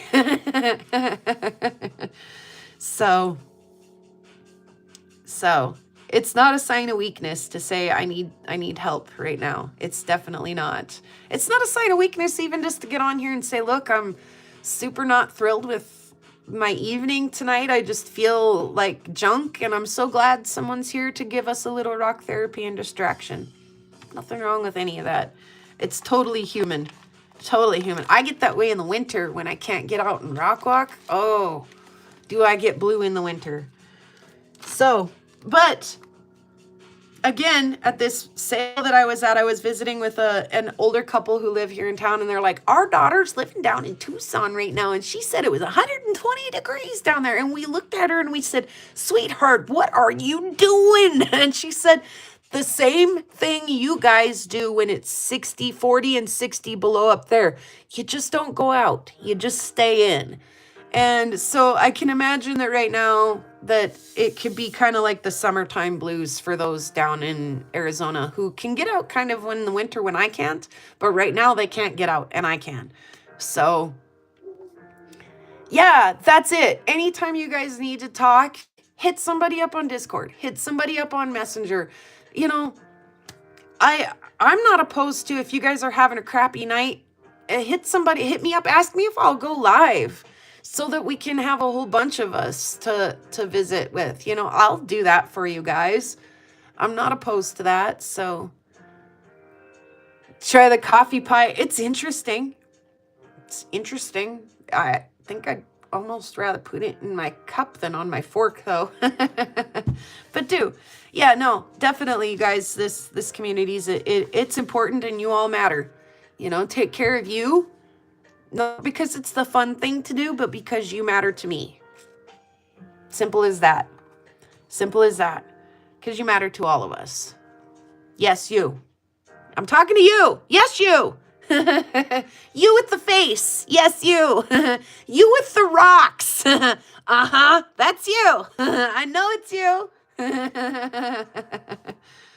Oh. Anyway, I'm going to do it. I just, like I say, I wanted to get on here and talk a little bit about provenance. What do I keep in that folder? Why do I keep it in that folder? Why do I not keep it in the meteorite thing? Well, because some of that stuff comes with quite a long list of provenance, quite a few COAs, more than one sometimes, more than 3 sometimes. You know, lots of different stuff comes with it, and that stuff doesn't always sit in the display case. I don't want it in there with the moths pooping on it and the dust all over it and stuff. I want it tucked away where it's safe and can be handed on to the next person. What do I do other than that? I like to do these little ID cards, and I like to keep like all of these little photographs in one place, and every once in a while I like to sit down and nerd out on them super hard. So thank you guys for joining me on that. That's how I do it. I just want to take you guys through it. And a vintage trapper kit. I have absolutely like zipper binder and everything. But I like that when it glows in the dark, man. I can light it up with my UVs and it glows in the dark. Don't tell me that's not perfect to keep your meteorite paperwork in.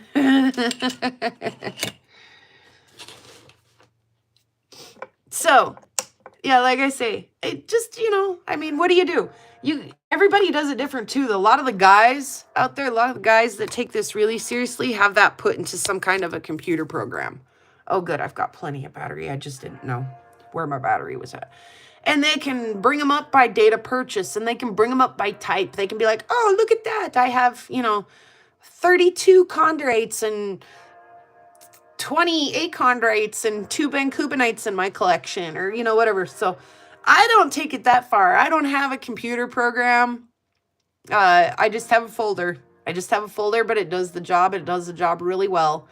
And then, like I say, the ID cards in the cabinets. And then, too, like I say, I've got a little spot for meteorwrongs. I've got Mendota. What's the other one called? Puderana.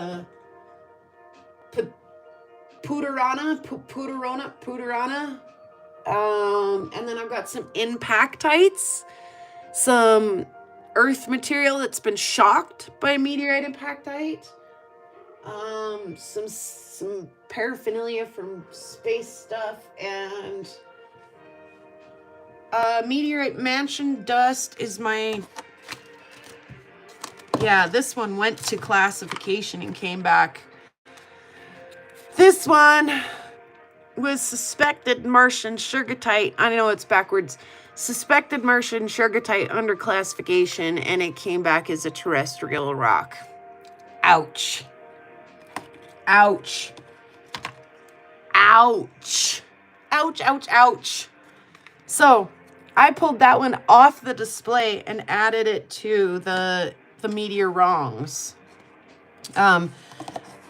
When I make it a real ID card that says this was a meteorwrong, clearly stating, this is a good looking meteorwrong that fooled the experts, then I will add it to the collection with the meteorwrongs. I've got this other little Joe Kirshner piece that I'm going to add. But in the meantime, I didn't want to get confused and forget that that's no longer under classification. That came back as terrestrial. That's a meteorwrong. So that's just a little behind the scenes on how I keep things sorted and situated and labeled, and why it matters. Again, it doesn't just matter for my collection. It matters for when the collection is no longer, when I'm no longer the keeper of these stones, right? So anyway, I don't mean it to be a heavy topic, and I don't mean to be all doom and gloom, but it's the reality. It's the reality of these. We are just the temporary keepers of these stones. So I do the best that I can to be a good keeper. I'm kind of a little floaty guy. Do the best that I can to be a good keeper of the stone while it's in my collection, because it's only just a temporary place. It'll outlive me, and it'll outlive the next guy too. So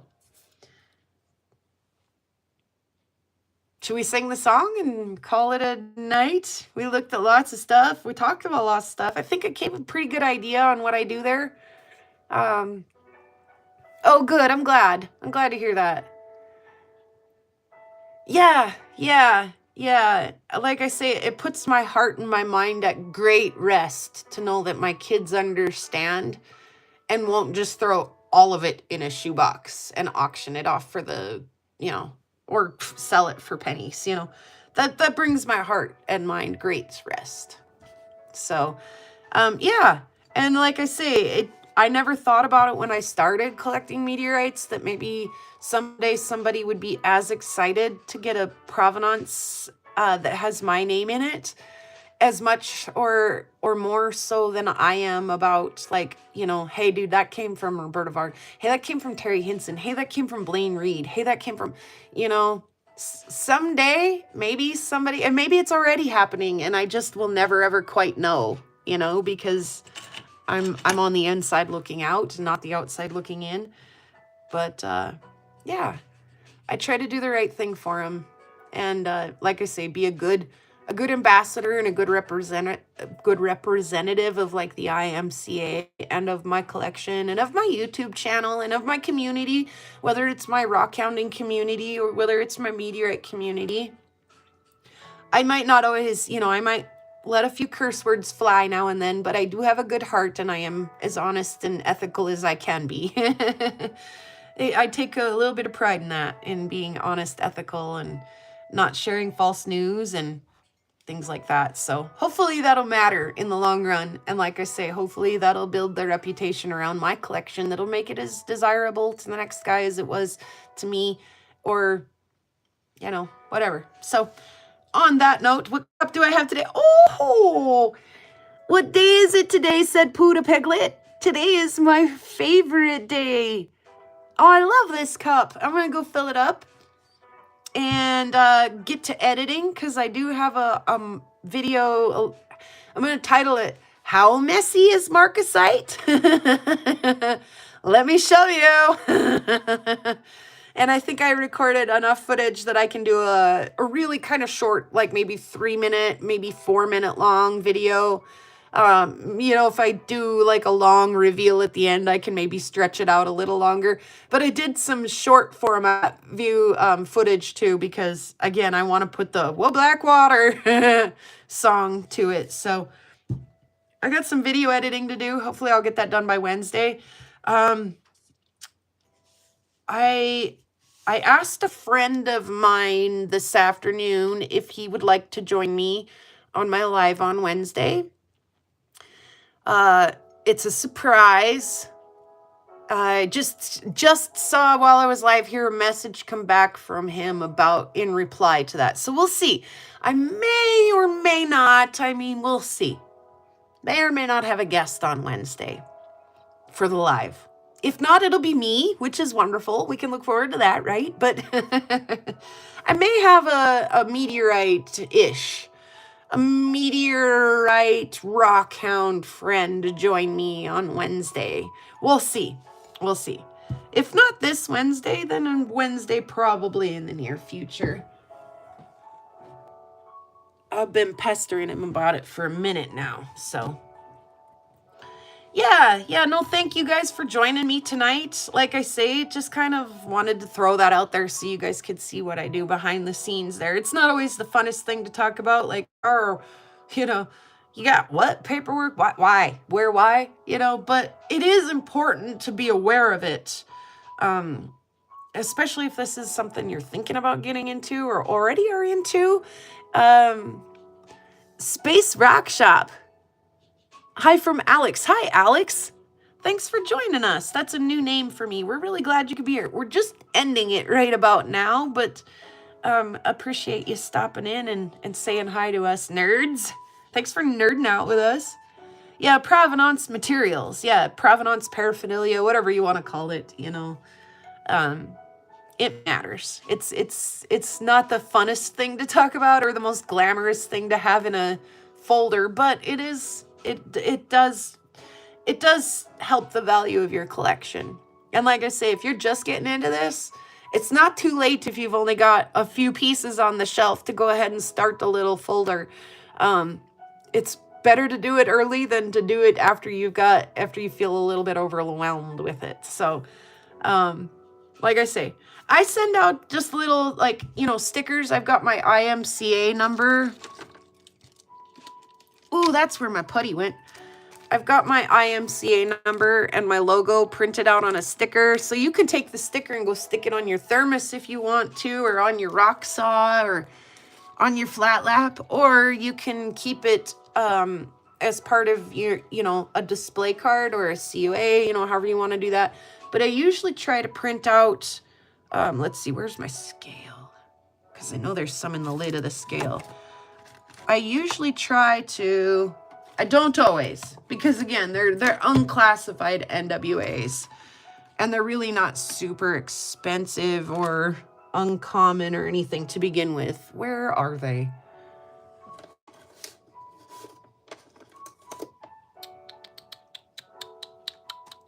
I usually try to print out just a quick little label that's got my IMCA number on it and that says that it's an unclassified ordinary chondrite, and how much it weighs. Again, that just is a little, it'll help you guys. You know, again, I never thought about it when I started collecting, but I do kind of now. You know, you guys want to be able to prove later that that came from here and needs to, where are they? The scale, but no lid to the scale. There it is. Like I say, I try to give you just at least this, you know, got my IMCA number on it. These are pretty crappy little labels, but I usually try to do a little bit more than that even. But yeah, at least it'll say unclassified NWA. I know it's backwards. I'm sorry. I usually put the grams in there. And then if I can remember where or know where I purchased it from, I usually include that in there too. Like, did it come from Hamani? Did it come from Pawnee? Did it come from Blaine Reed? Did it come from Mark Lyon? If I know, you know, if I remember, because I do have a few that like given to me, a few that I purchased in lots like a long time ago, you know, an 8-piece, 163 grams altogether, 5 pieces. So sometimes I don't know, and I'll just label it as unclassified ordinary chondrite and put my IMCA number on there. But again, didn't cross my mind when I first started, has definitely crossed my mind since. Sometimes it's the story of the meteorite. Sometimes it's the person who found it or how it was found. Did it hit a car? Did it sonic boom and blow out all the windows? I will check it out. I asked Topher, we know each other from years. I am IMCA 5575. Right on. What, if you'll share, what's your name? Alex? Alex. Why do I feel like I should know you? I probably do. Hi from Alex. Oh, welcome again, Alex. Glad that you stopped by.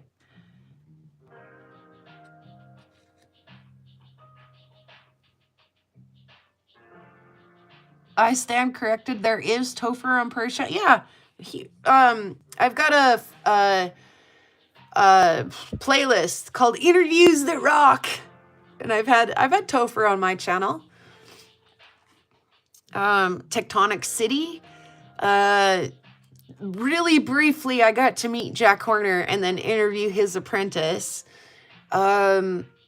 I should add Sam the Rockman into there too, because he is the mine geologist at the Stillwater Platinum and Palladium mine, and it was fun to interview him a little bit and him tell us, you know,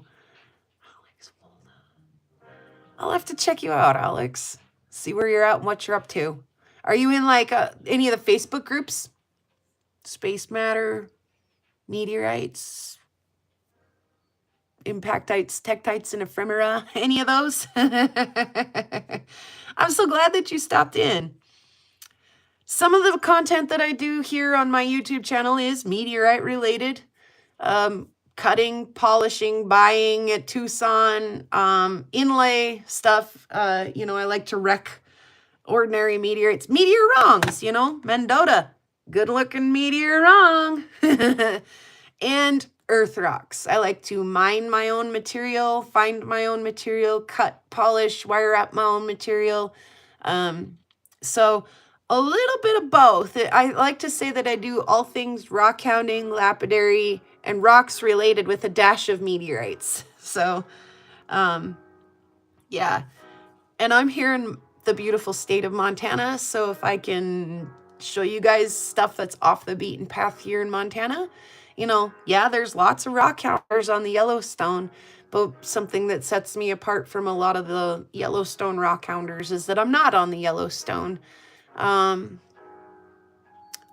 very great. Yes, okay. Yes, now I know why your name sounds familiar. Okay. Okay, Alex, I'm so glad you found the channel. Thanks for stopping in. Thank you, thank you. Yeah, you know. I've been around a little bit, so it's funny how some of those names will ring a bell and sound familiar. And you're like, oh, I do know who that is. Oh yeah, absolutely.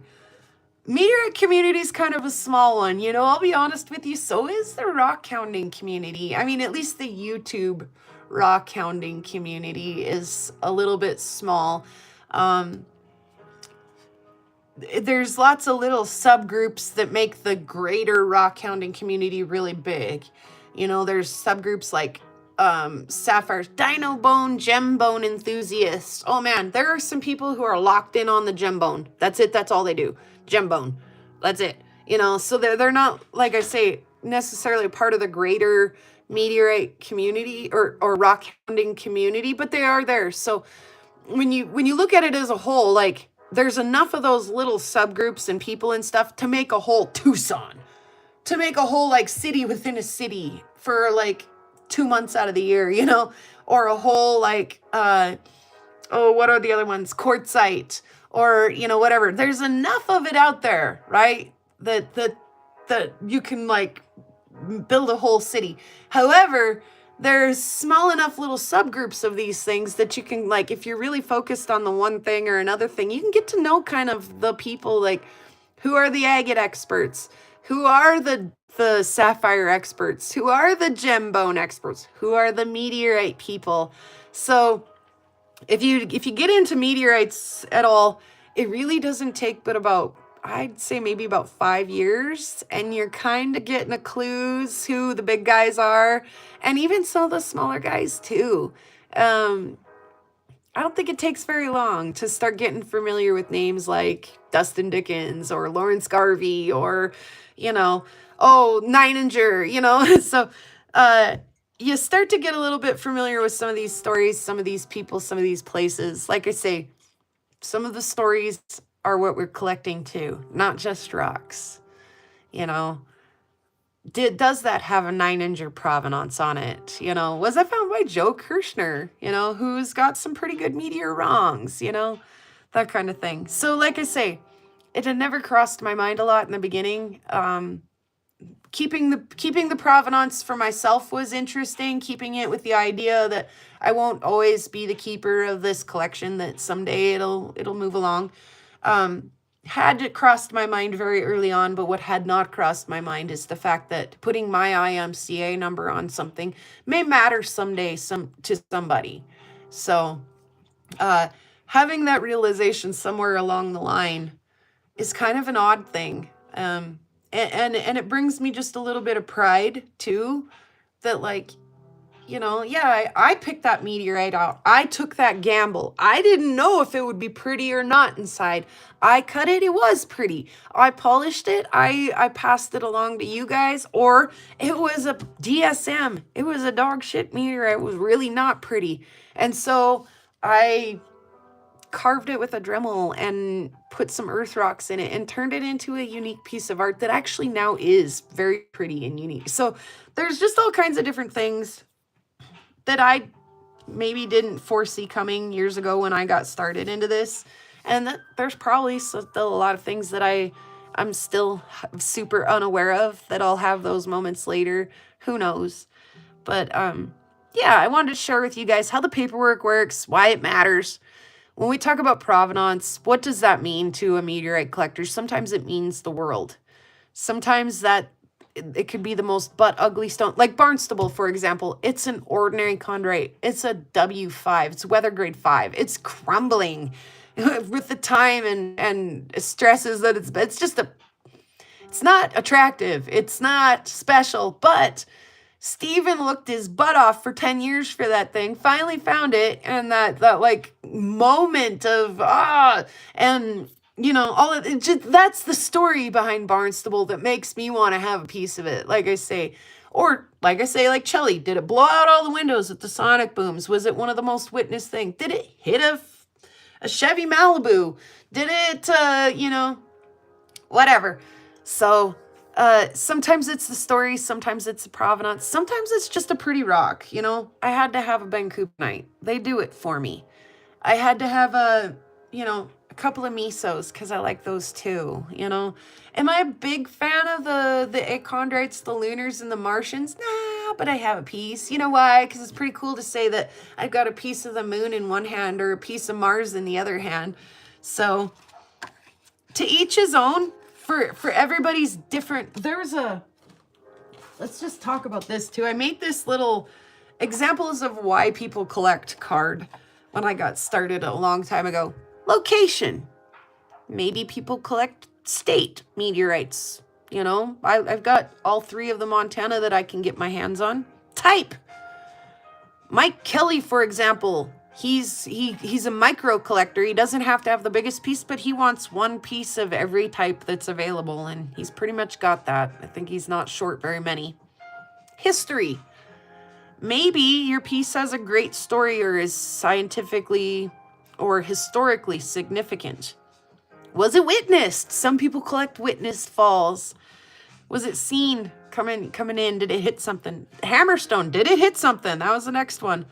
Visually, it's just pretty. It's just a pretty rock. I just needed to have it because it's pretty. Education. Maybe it's a good sample for education and outreach. Birthday falls. Did it fall on your birthday? Whatever year throughout history. Some people collect birthday falls. Some people collect to resell. Some people collect for science. They're trying to find the most scientifically significant thing and bring it to science. So there's lots of different reasons why people collect. And as many different reasons why people collect, there are that many different types of collections. Maybe you collect thin sections. Maybe you collect micros. Maybe you collect oriented stones. Maybe you collect, you know, whatever. So there's no right or wrong way to, you know, like I say, some of the guys organize their provenance and records on computers. That's a little too fancy for me. I'd rather have the actual paperwork that I can pass along, you know. So there's no right or wrong way to do it, but if you're thinking about getting into meteorites or you already have a few, adopt some tips and modify it to fit your personal liking. And then let somebody know what it is you're doing. You know, let your wife know, let your kids know, hey, these are my meteorites. They have paperwork, and the paperwork is in this folder. Just so that people know. Or don't at all. Maybe just don't let me tell you how to live your life at all. But I just want to put this out there so that if you're already doing it or you're thinking about doing it or you've been at it a long time, maybe I just had something that you were like, oh, you know, I've been doing it a long time. I actually like the idea of, you know, the ID card with the price and the purchase date on it. Or, you know, I like the idea of whatever. I don't know. Take it or leave it. That's what I'm trying to say. I had a lot to say today. You can take some of it or you can leave some of it. It really doesn't matter to me, but I'm glad that if I could put a smile on your face. And yeah, a little bit of, you know, more serious stuff. It's an addictive hobby. It is definitely. It's like potato chips. You can't have just one. And I say it all the time. Friends don't let friends get into rock hounding and meteorite collecting. Friends help friends get into rock hounding and meteorite collecting. Oh, I'm glad, Allison. I'm glad. Like I say, you know, it's kind of a serious topic when we talk about provenance and stuff. It is actually kind of a deep, serious topic. And when like I say, we talk about being the keepers of these stones, but that the collection will outlive us, right? So kind of deep, and it can be a little bit gloomy, but it's cool. It's super cool, like I say, to look back through Reverend McLean's and Terry Hinson's correspondence on just that two little pieces of my collection. That's just a little bit of my collection, you know? It's super cool. It's super cool. It's super cool to be able to make, you know, short little videos about Vaca Marta, you know, like the dead cow meteorite. It didn't hit a cow. It didn't kill a cow. How the hell did I convince myself that that was even a possibility? I know better. I know better. Meteorites are named for where they land, not what they did, you know? So I love to be able to share some of those quirky, fun little stories and interesting pieces with you guys. And then again, to some of the more serious stuff, some of the, you know, paperwork and stuff that's not as fun. So it's important. It's important. So let's look at again. I got just a few here. Well, I'm going to turn it around. I usually hold them up to the camera and sing, but I'm going to turn them around today. And then thanks again, Space Rock Shop, for stopping in. So appreciate it. Check us out. We're here every Wednesday at noon. I try to put a weekly video out. Like I say, I try to not drown everybody in meteorite information, so I try to kind of keep it like rocks with a dash of meteorites. That way it's in bite-sized pieces and it's kind of enjoyable. But yeah, we had Chubby Hubby here, Allison with 1L, Space Rock Shop, Soul, Lava, Kyle was here earlier, Jeff was here earlier. I think I saw Betty pop in even. You guys, thank you so much for hanging out with me this evening. It's honestly, it's a joy to be able to share this stuff with someone, and especially with you guys. You're a great bunch of rockhounds. The greatest even, maybe. All right. Like I say, that's not a meteorite, but if I'd have found that, I'd have been asking for somebody to take a look at it too. So, pretty rocks out on the prairie, pretty rocks are everywhere, pretty rocks for us to look at, pretty rocks are everywhere. There's a pink one and a green one and a blue one and a yellow one, and they all are very pretty. Look at that metal bleb. And they all are everywhere. Yeah. Rock on, you guys. Oh, rock on. And have an excellent week. I'll see you guys on Hump Day when we make it to the middle of the week, and it's all downhill from there. And until then, take care of you, not because it's the fun thing to do, but because you matter to me and to all of us. So thank you guys. In a world where you can choose to be anything, choose to be kind of a rockhound. Peace, hippies, and we'll see you all on the flip side.